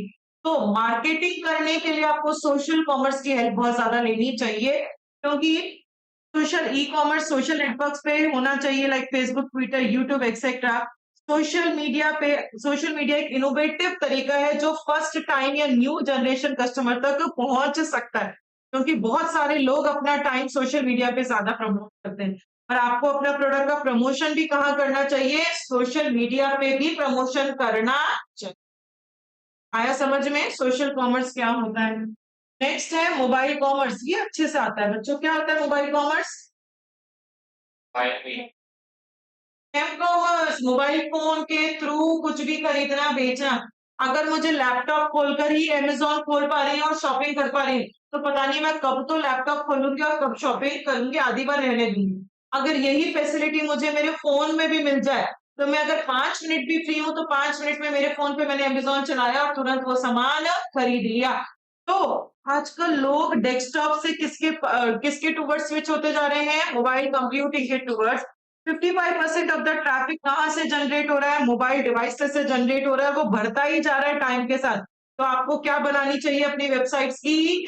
मोबाइल एप्लीकेशन एप्स बनानी चाहिए ताकि आपकी वेबसाइट्स में सेल्स बढ़। नेक्स्ट है जो ट्रेंड चल रहा है वो बायोमेट्रिक्स का ट्रेंड चल रहा है। बायोमेट्रिक्स क्या होता है बच्चों? फिंगरप्रिंट्स, आई रेटिना, थंब इम्प्रेशन। आजकल कितने ही सिक्योर पासवर्ड्स लगा दो, वो चोरी होने का डर हमेशा रहता है। तो आपको स्ट्रॉन्ग सिक्योरिटी मेजर्स को काम में लेना चाहिए, स्ट्रॉन्ग ऑथेंटिकेशन मेजर्स। अगर आप हमसे सामान खरीदो तो आई रेटिना मैच कर दिखाओ। आप फिंगरप्रिंट, थंब इम्प्रेशन, वो कोई और चोरी नहीं कर सकता, वो कभी भी हैकर हैक नहीं कर सकता। तो उससे क्या होगा? सिक्योरिटी जो है वो बहुत ज्यादा हो जाएगी। तो बायोमेट्रिक वेरिफिकेशन ये चल रहा है, रिसेंट में ट्रेंड आया है। ये फिजिकल कैरेक्टरिस्टिक्स के साथ होता है, like fingerprints, palm, face, voice recognition etcetera. इससे आपकी सिक्योरिटी रहेगी, कोई हैकर आसानी से हैक नहीं कर पाएगा। प्लस इसमें मुझे एक फायदा और मिला कि मुझे पासवर्ड चोरी होने का डर नहीं है और पासवर्ड भूलने का डर नहीं है, और कोई और मेरा पासवर्ड फोर्ज नहीं कर सकता। फोर्ज समझ रहे हो? कॉपी नहीं कर सकता। डिजिटल सिग्नेचर्स तो कोई भी कॉपी कर सकता था, बट ये कोई भी कॉपी नहीं कर सकता। ये डर खत्म हो गया। एंड लास्ट नेक्स्ट है इसके अंदर, दैट इज ट्रेंड के अंदर आपका आर्टिफिशियल इंटेलिजेंस। आर्टिफिशियल इंटेलिजेंस क्या होती है बच्चों?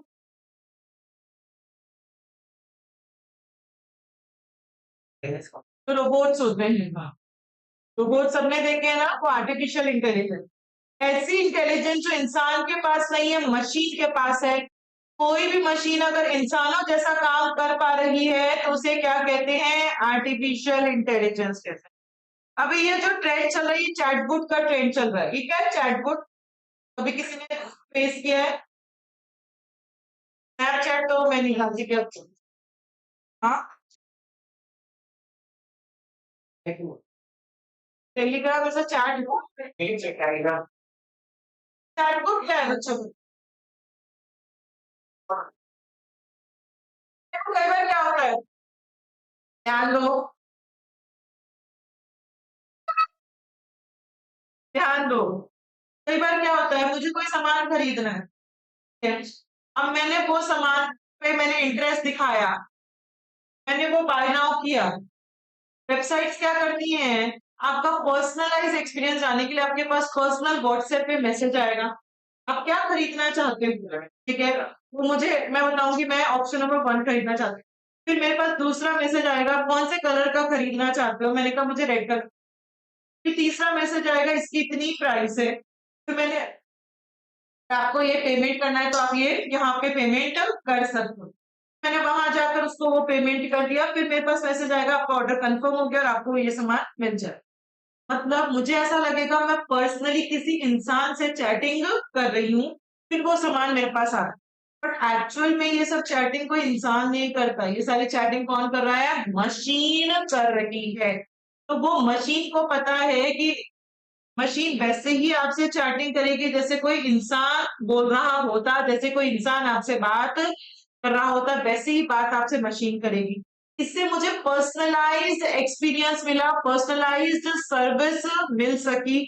तो पर्सनलाइज मिलने से क्या हो गया, कस्टमर्स भी ज्यादा सेटिस्फाई रहेंगे और उनको भी समझ में आएगा कि किस कस्टमर को क्या पसंद है और कैसा पसंद है, उसको वो पर्सनलाइज मार्केटिंग भी कर सकते हैं। ये जो चैट बोट है, ये क्या होता है, ऑटोमेटेड चैट एजेंट है जो आपके सारे क्वेश्चंस का आंसर अपने आप करेगा। एक मशीन है, आप जो क्वेश्चन पूछो वो सारे क्वेश्चंस का आंसर करेगी। जैसे सीरी होती है, एप्पल में सीरी से कुछ भी पूछो तो वैसे अपन उनसे पूछ सकते हैं, वो अपन को सारी चीजों का आंसर करेंगे। तो chatbot is a messenger boat जहां पे आपको टेक्स्ट मैसेज के थ्रू या वॉइस मैसेज के थ्रू आपसे चैटिंग करी जाती है। वो आपको पर्सनलाइज असिस्टेंट दे रहे हैं, यूजर का एक्सपीरियंस बढ़ रहा है, ऑर्डर प्रोसेसिंग हो सकती है, शिपमेंट ट्रैक कर सकते हो, प्रोवाइड द प्रोडक्ट सजेशंस, और ये सारे काम आपके ऑटोमेटिक हो सकते हैं और भी आपको फैसिलिटीज मिल सकती है। तो आजकल ई कॉमर्स में क्या ट्रेंड चल रहा है, आर्टिफिशियल इंटेलिजेंस का, कि चैटबॉट का भी बहुत ट्रेंड चल रहा है, ताकि लोगों को लगे कि उनको अपना पर्सनलाइज एक्सपीरियंस मिल रहा है। सामान खरीदने से पहले वो जितने भी क्वेश्चन है सामान से रिलेटेड, वो एक बंदे से, एक मशीन से सारे आंसर्स दे पाए। लास्ट जो ट्रेंड है दैट इज प्रिडिक्टिव एनालिसिस। जो प्रिडिक्टिव मतलब प्रिडिक्शन करना, मतलब फ्यूचर के बारे में एडवांस में प्रिडिक्शन करना, उसे क्या कहते हैं, प्रिडिक्टिव। मतलब एनालाइज करना कस्टमर का बिहेवियर, कस्टमर को अंडरस्टैंड करना, उसको प्रिडिक्ट करना, वो कब कौन सा क्या सामान खरीदेगा क्या नहीं खरीदेगा, उसको समझना इस प्रिडिक्टिव एनालिसिस। जैसे कि इन्होंने प्रिडिक्शन किया कि जो कस्टमर 30 दिन के अंदर वापस नहीं आया वेबसाइट में, वो सामान अपन से नहीं खरीदेगा, वो अपना रेगुलर कस्टमर नहीं है। ये अपना अपना तरीका है प्रिडिक्शन करने का। तो अपन कस्टमर को अलग अलग कैटेगरीज में तोड़ देते हैं और अलग अलग कैटेगरीज के अकॉर्डिंग अलग अलग मेल्स भेजे जाते हैं। Personalised marketing, one two one marketing करी जाती है ई कॉमर्स में। अगर पर्सन ए को डिस्काउंट वाला सामान पसंद है तो जब भी डिस्काउंट आएगा वो मेल किसके पास जाएगा, ए के पास। पर्सन बी को न्यू अराइवल्स पसंद है तो जब भी कुछ नया आएगा तो उसका मेल किसके पास जाएगा, बी के पास।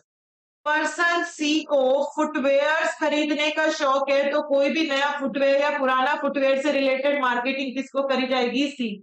तो जिसको जो पसंद है उसको वही सामान की मार्केटिंग करना, इसे क्या कहते हैं, personalised marketing, one two one marketing कहा जाता है। तो प्रिडिक्टिव एनालिसिस की हेल्प से मुझे पता है कौन कस्टमर कैसा है, उसी अकॉर्डिंग मार्केटिंग करी जाती है। तो राइट कस्टमर के पास राइट प्रोडक्ट राइट टाइम पे और राइट वे में पहुंच जाता है। मैं यहाँ पे अनुमान प्रिडिक्शन कर पाती हूँ कि कस्टमर किस तरीके का सामान खरीदता है, उसको क्या पसंद है और वो कितनी क्वांटिटी में और किस क्वालिटी का हमेशा खरीदता है या नहीं खरीदता। आप ये सब चीजें ई कॉमर्स में एनालाइज कर सकते हैं और उनको देखते हुए कस्टमर को वही सामान ऑफर करेंगे जो उसको पसंद होगा, और उसी टाइम पे ऑफर करेंगे जिस टाइम पे उसको वो सामान चाहिए होगा। इससे आपका जो सेल कन्वर्जन रेशियो है वो इंक्रीज। आया समझ में? ये सारे अपन ने क्या पढ़ लिए बच्चों, ट्रेंड्स इन ई कॉमर्स पढ़ लिए। क्या क्या ट्रेंड्स पढ़ लिए? सबसे पहला ट्रेंड आपने पढ़ा फनी। कितनी भी अट्रैक्टिव वेबसाइट हो वो कस्टमर के दिमाग में सेव नहीं रह सकती। उसका कंटेंट जो है उसकी वीडियो मार्केटिंग होनी चाहिए, प्लस वो शॉपेबल वीडियो होना चाहिए, तो आपका सेल कन्वर्जन रेशियो इंक्रीज हो सकता है। नेक्स्ट क्या था, कॉमर्स। आप अपने प्रोडक्ट का प्रमोशन सोशल वेबसाइट्स पे भी करो, डिस्काउंट ऑफर सब सोशल वेबसाइट्स पे करो। नेक्स्ट आप एप्लीकेशंस भी बनाओ अपनी वेबसाइट्स की, क्योंकि आजकल लोग डेस्कटॉप छोड़कर मोबाइल फोन पे स्विच होते जा रहे हैं। नेक्स्ट क्या था, बायोमेट्रिक्स। स्ट्रॉन्ग ऑथेंटिकेशन के लिए बायोमेट्रिक्स फिजिकल वेरिफिकेशन काम में लिया जाता है, thumb impression, eye retina, fingerprints, recognition, face recognition. इससे मुझे फायदा मिले तो पासवर्ड याद ही रखना पड़ रहा है, पासवर्ड भूलने का डर खत्म, फोर्ज होने का डर खत्म, सिक्योरिटी इंक्रीज हो गई। फिर नेक्स्ट क्या पढ़ा आपने, आर्टिफिशियल इंटेलिजेंस में चैटबॉट्स का एग्जांपल, की पर्सनलाइज कोई मेरे से इंटरेक्ट कर पा रहा है तो उससे यूजर का एक्सपीरियंस बढ़ेगा, ऑर्डर प्रोसेसिंग फास्ट हो सकती है, शिपमेंट्स को ट्रैक कर सकते हैं। नेक्स्ट क्या है, प्रेडिक्टिव एनालिसिस। आप प्रिडिक्शन करेंगे कस्टमर का बिहेवियर क्या है, वो कब कौन सा सामान खरीदना पसंद करता है, उसकी क्या टेस्ट एंड प्रेफरेंसेस है, according right product right time पे राइट कस्टमर को ऑफर किया जाता है, तो पर्सनलाइज्ड मार्केटिंग यूज कर पा रही हूँ। तो जब आप पर्सनलाइज्ड मार्केटिंग करते हो तो आपकी सेल्स कन्वर्जन रेशियो इंक्रीज हो जाता है। तो नाम नाम बोलो, क्या क्या ट्रेंड्स पढ़ लिए अपन ने ई कॉमर्स के।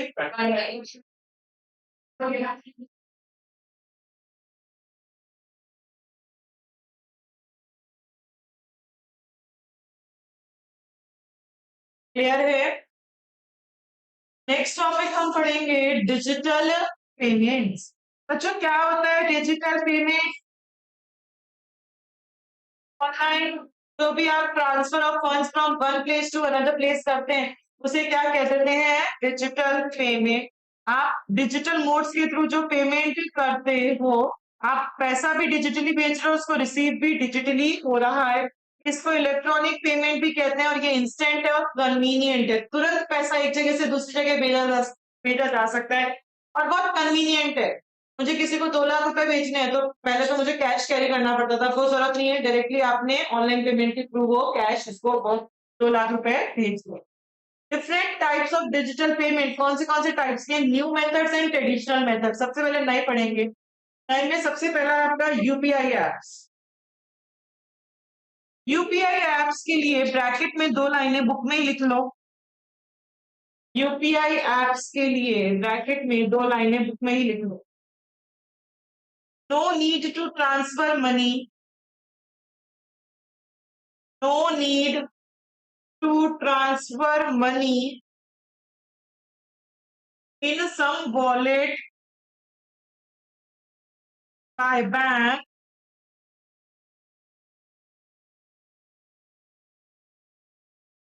No need to transfer money in some wallet by bank, comma,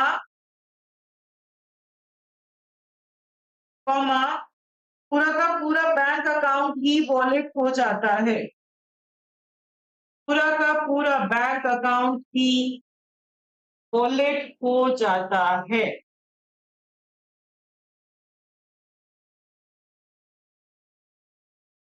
full stop. Only need to connect with mobile number.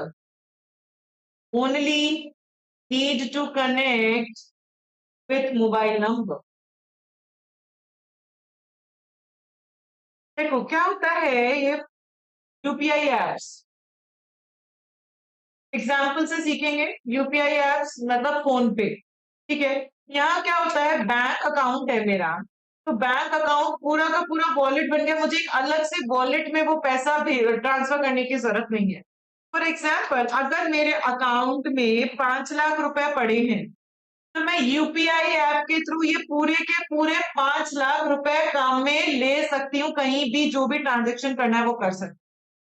पर अगर वॉलेट होता, वॉलेट मतलब पर्स आप लोग जो काम में लेते हैं, कभी भी आपके पास जितना पैसा होता है वो पूरा का पूरा वॉलेट में डालते हो, हाँ या ना?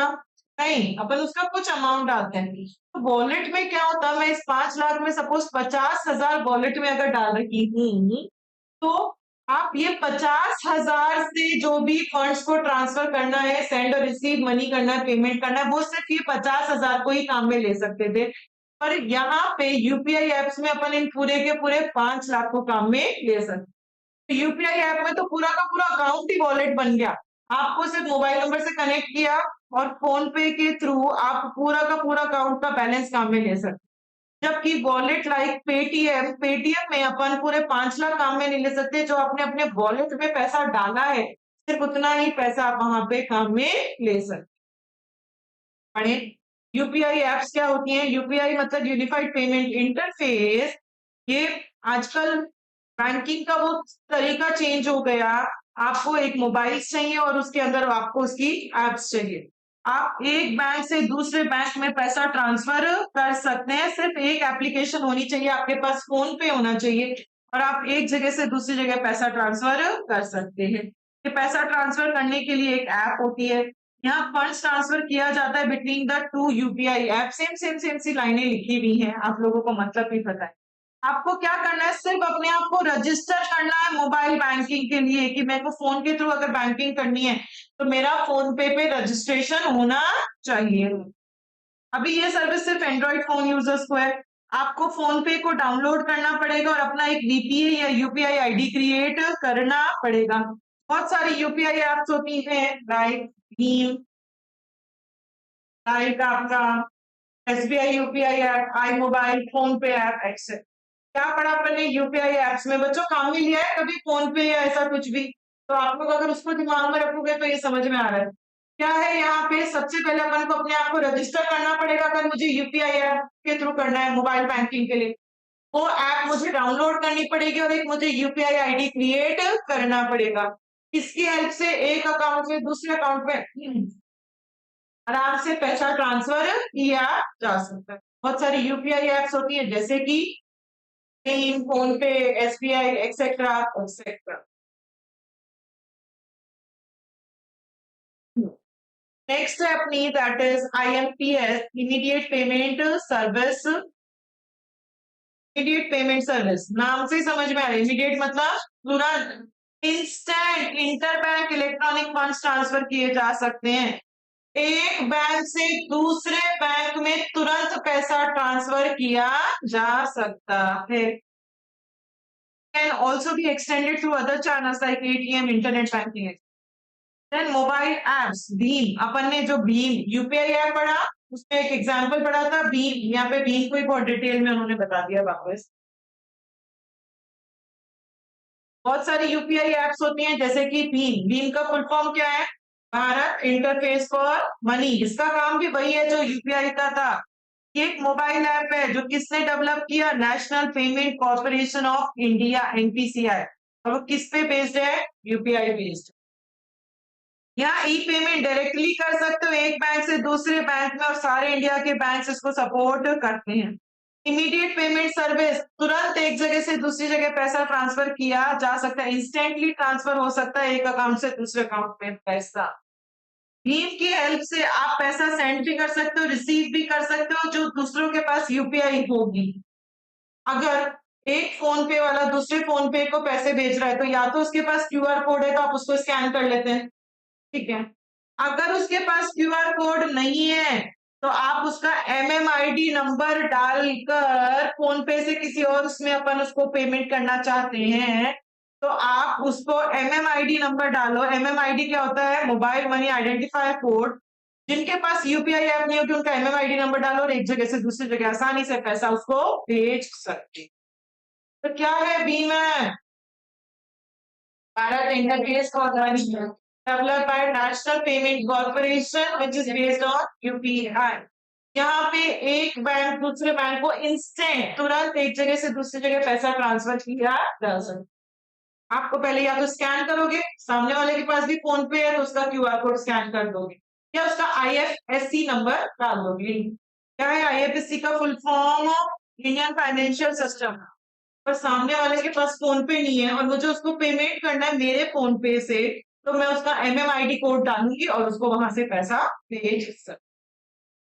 आ रहा है समझ में क्या होता है भीम? नेक्स्ट है आपके मोबाइल वॉलेट्स।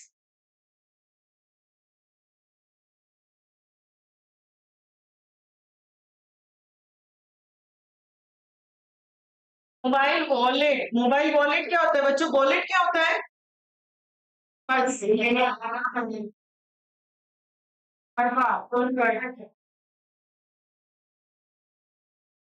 का जो पर्स होता है उसे ही आप क्या कहते हो? वॉलेट। आप क्या करते हो?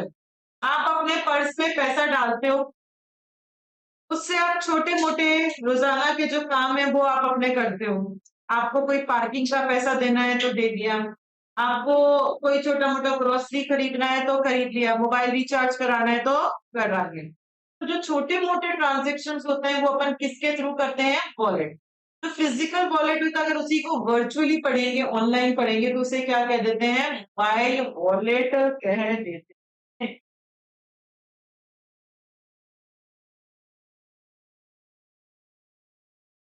के अंदर एक लाइन लिख लो मोबाइल वॉलेट के अंदर। बैंक से बुक में लिख लो, एक ही लाइन है। बैंक से पैसा वॉलेट में डालना होता है, बैंक से पैसा वॉलेट में डालना होता है,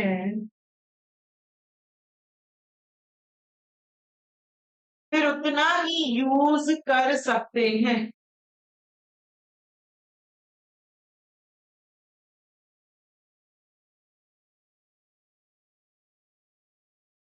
बैंक से पैसा वॉलेट में डालना होता है, फिर उतना ही यूज कर सकते हैं। तो जितना पैसा वॉलेट में होगा आप उतना ही काम में ले पाएंगे। पूरे के पूरे बैंक अकाउंट में जितना पैसा पड़ा है वो आप काम में नहीं ले सकते मोबाइल वॉलेट की हेल्प से।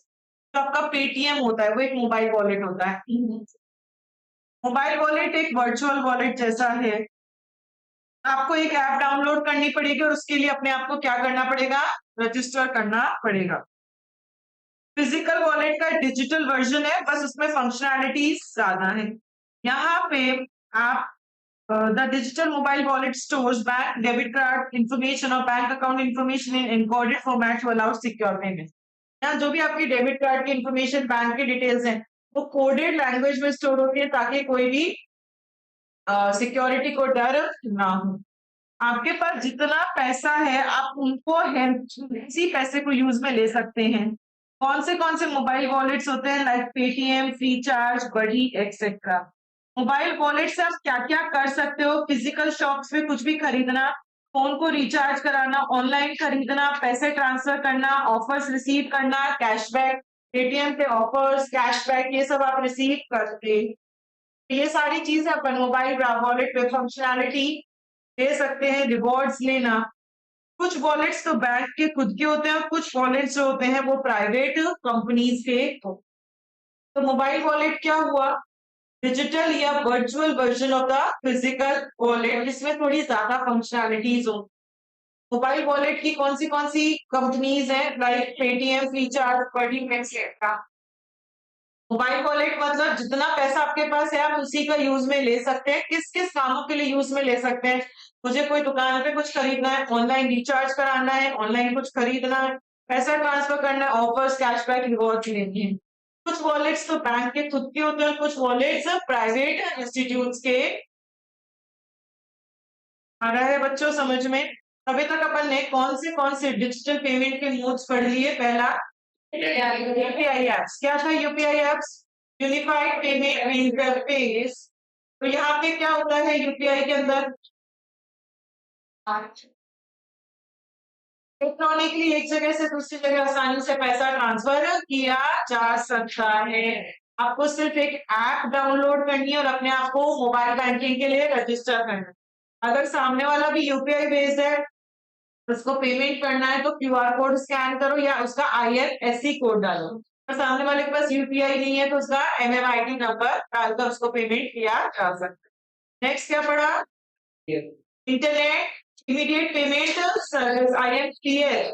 इंस्टेंट, तुरंत एक जगह से दूसरी जगह पैसा ट्रांसफर किया जा सकता है, एक बैंक अकाउंट से दूसरे बैंक अकाउंट में पैसा ट्रांसफर किया।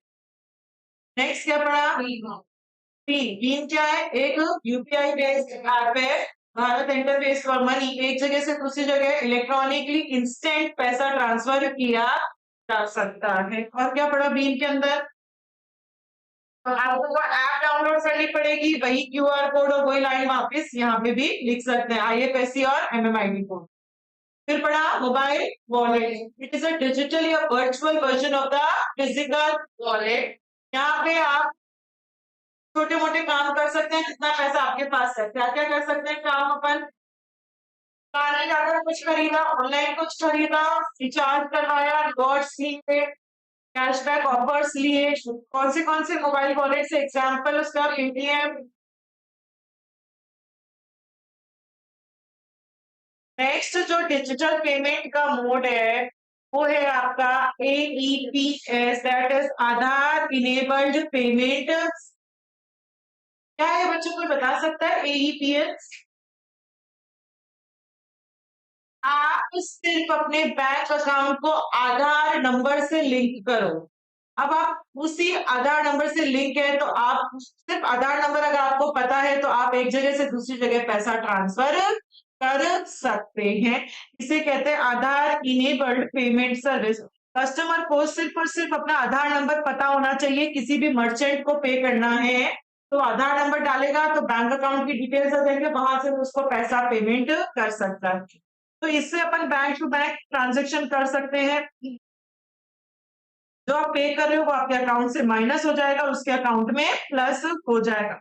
कस्टमर को क्या लिंक करना है? सिर्फ और सिर्फ अपना आधार नंबर बैंक से लिंक करना है। अपन सारे बैंकिंग के काम कर सकते हैं एईपीएस के थ्रू। बैंक बैलेंस की इंक्वायरी करनी है तो आधार नंबर डालो, आपको बैलेंस पता चल जाएगा। कैसा? कैश निकालना है, कैश जमा करवाना है, कोई पेमेंट करना है, तो आप नॉर्मली काम करते हो वो सारे काम आप एईपीएस के थ्रू भी कर सकते हो। और आधार टू आधार फंड ट्रांसफर करना है, मुझे मेरा आधार नंबर पता है, आपको आपका आधार नंबर पता है, तो मैं आपको पैसा ट्रांसफर भी कर सकती। तो एईपीएस क्या हुआ बच्चों? आधार इनेबल्ड पेमेंट सर्विस। कस्टमर को सिर्फ अपना आधार नंबर पता होना चाहिए, वो किसी को पेमेंट कर सकता है। यहाँ पे आपके अकाउंट से पैसा माइनस, उसके में प्लस। आपको सिर्फ अपना आधार नंबर लिंक करना। आप क्या क्या काम कर सकते हो? कैश विड्रॉ, कैश कार्ड को अगर ट्रांसफर करना है तो वो भी आसानी से किया चला। नेक्स्ट आपका डिजिटल पेमेंट का जो मोड है वो है आपका यूएसएसडी, अनस्ट्रक्चर्ड सप्लीमेंट्री सर्विस। ये किसी को पता है क्या है? बिना इंटरनेट सर्विस, बिना स्मार्टफोन, स्मार्टफोन जो आप लोगों के पास होता है टच वाला फोन, एक होते हैं पहले चलते थे छोटे छोटे फोन, कीज वाले फोन जिसमें इंटरनेट नहीं होता था, जो फार्मर्स के पास पहले होते थे। अगर उनको पैसा लेना है या देना है, आपके पास कोई स्मार्टफोन नहीं है, आपके पास कोई इंटरनेट नहीं है, फिर भी आपको एक जगह से दूसरी जगह पैसा ट्रांसफर करना है, तो अपन यूएसएसडी के थ्रू कर सकते हैं। यूएसएसडी को ही क्या बोला जाता है? *99# भी बोला जाता है। यहाँ यूजर को कोई स्मार्टफोन की जरूरत नहीं है, कोई इंटरनेट कनेक्शन की जरूरत नहीं है, वो नॉर्मल फीचर फोन के साथ भी अपन पैसे को ट्रांसफर कर सकते हैं। अपन अपना मोबाइल बैलेंस चेक कर सकते हैं। आप बहुत सारे फाइनेंशियल एंड नॉन फाइनेंशियल दोनों काम यहाँ पे कर सकते हैं। क्या क्या काम कर सकते हैं? बैलेंस चेक करना। जैसे पहले क्या होता था, एयरटेल में बैलेंस चेक करना हो तो *123# डाल देते तो बैलेंस चेक हो जाता। इसके लिए मुझे कोई इंटरनेट नहीं चाहिए, कोई स्मार्टफोन नहीं चाहिए, नॉर्मल फोन में भी *123# डालकर बैलेंस चेक हो। तो आपको बैलेंस चेक करना है, कर सकते हो। आपको पैसा भेजना है, आप भेज सकते हो। आपको अपना एमपीआईएन नंबर चेंज करना है, कर सकते हो। आपको अपना एमएमआईडी चाहिए, ये एमएमआईडी कहाँ काम आया था अभी? यूपीआई, सामने वाले को पेमेंट करना है पर उसके पास यूपीआई नहीं है तो उसका एमएमआईडी मुझे डालना पड़ता था। अब मैं उससे पूछूंगी तो उसको याद थोड़ी ना है, तो वो अपना कोड डालकर लाइक *99# या *123#, जो भी कोड्स होते होंगे वो कोड डालकर वो अपना एमएमआईडी नंबर गेट कर सकता है। एमपीआईएन को चेंज करना है तो कर सकता है, बैलेंस देखना है तो देख सकता है, और कहीं पैसा भेजना है तो वो पैसा भेज भी सकता है। ये हो गया आपका यूएसएसडी। ये नॉर्मल फीचर फोन है, यहाँ पे कोई स्मार्टफोन की जरूरत नहीं है, कोई इंटरनेट कनेक्शन की जरूरत नहीं है, फिर भी आप फाइनेंशियल और नॉन फाइनेंशियल दोनों ट्रांजेक्शन्स कर सकते हैं। क्या क्या काम कर सकते हैं? जैसे कि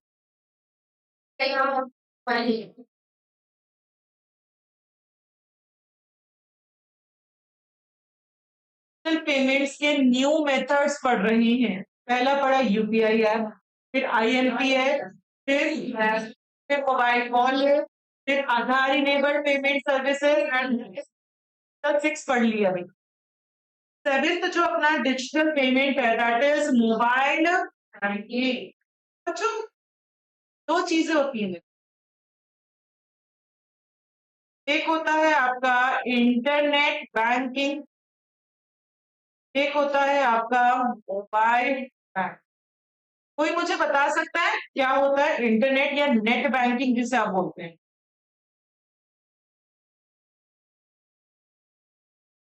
कोई बता सकता है नेट बैंकिंग या इंटरनेट बैंकिंग किसे बोलते हैं और क्या होता है?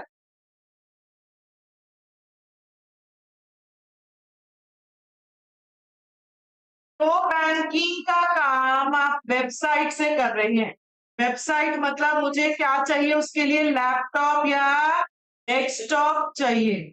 अगर मैं आईसीआईसीआई की वेबसाइट मेरे लैपटॉप पे खोलकर फिर उस वेबसाइट में अपने आप को मैंने लॉगिन किया, आईडी पासवर्ड डाला, फिर मैंने या तो किसी को पेमेंट किया या किसी का पेमेंट रिसीव हुआ या एफडी करवाई।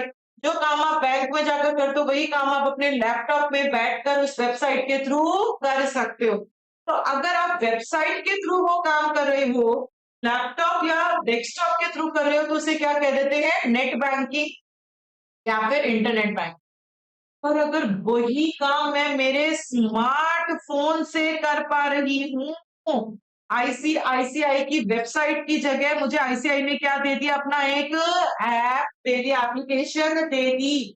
तो अब मैंने उस ऐप पे खोला, अपना आईडी पासवर्ड डाला और फिर मैं पैसा भेजना, पैसा रिसीव करना, एफडी करवाना, चेक को कैंसल करना, न्यू चेकबुक इश्यू करवाना, पासबुक चेक करना, जो काम मैं बैंक में जाकर करती हूँ, वही काम मैं मेरे स्मार्टफ़ोन पे उस बैंक की ऐप के थ्रू कर पा रही हूँ, तो उसको क्या कहते हैं? अपन मोबाइल बैंकिंग कहते हैं। तो इंटरनेट बैंकिंग या नेट बैंकिंग और मोबाइल बैंकिंग में डिफरेंस समझ में आता है? नेट बैंकिंग मतलब काम किसके थ्रू कर रहे हो? डेस्कटॉप या लैपटॉप के थ्रू कर रहे हो, उसके लिए आपको एक वेबसाइट की ज़रूरत पड़ेगी। और मोबाइल बैंकिंग मतलब यही काम अपन स्मार्टफ़ोन के थ्रू कर रहे हैं, उसके लिए मुझे एक ऐप की ज़रूरत पड़ेगी। तो बहुत सारे बैंक्स आजकल अपनी वेबसाइट के साथ अपनी ऐप भी बनवाते हैं। अगर मुझे एचडीएफसी बैंक की मोबाइल बैंकिंग स्टार्ट करनी है, तो क्या मुझे उसके लिए अपने आप को रजिस्टर करना पड़ेगा, हाँ या ना? या अपने आप स्टार्ट हो जाती है? करना पड़ता है, रजिस्ट्रेशन करवाना पड़ता है। उसके लिए वो परमिशन लेनी पड़ती है। वो लोग अलाउ करते हैं तभी आप मोबाइल बैंकिंग या नेट बैंकिंग कर पाते हैं। ये बिल्कुल भी नहीं होता कि अगर आपका बैंक में अकाउंट है तो फिर आप नेट बैंकिंग और मोबाइल बैंकिंग कर रहे हो बिना कोई परमिशन के या बिना किसी वेरिफिकेशन रजिस्ट्रेशन के आप ये काम नहीं कर सकते। तो मोबाइल बैंकिंग क्या होता है? ये एक सर्विस जो बैंक देता है या फाइनेंशियल इंस्टीट्यूट दे रहे हैं। कस्टमर अलग-अलग फाइनेंशियल ट्रांजैक्शन कर सकते हैं remotely using the mobile devices like mobile phone के थ्रू भी आप बैंकिंग का काम कर सकते हैं। यहाँ पे एक सॉफ्टवेयर मतलब एक एप्स काम में ली जाती है जो बैंक्स आपको देते हैं। हर बैंक की उसकी मोबाइल बैंकिंग की ऐप होती है, विंडोज के लिए, आईओएस के लिए, सबके लिए अपनी अलग-अलग ऐप्स होती हैं। वो ऐप पे आप बैंकिंग का सारा काम कर सकते हैं, उसे क्या कह देते हैं? मोबाइल बैंकिंग कहते हैं बच्चों सब। मोबाइल बैंकिंग क्या होता है? इंटरनेट बैंकिंग क्या होता है? या दोनों सेम होते हैं, अलग-अलग है? इंटरनेट मतलब बैंकिंग थ्रू द लैपटॉप या desktop with the help of bank की वेबसाइट और मोबाइल बैंकिंग मतलब banking through the smartphone with the help of bank की ऐप। ठीक है, आजकल लोग स्मार्टफोन्स का ज्यादा यूज में ले रहे हैं, इसीलिए मोबाइल बैंकिंग ज्यादा चल रहा है in comparison to net banking या इंटरनेट। आज कितने ही डिजिटल पेमेंट्स पढ़ेंगे, क्या क्या नाम पढ़े? यूपीआई है,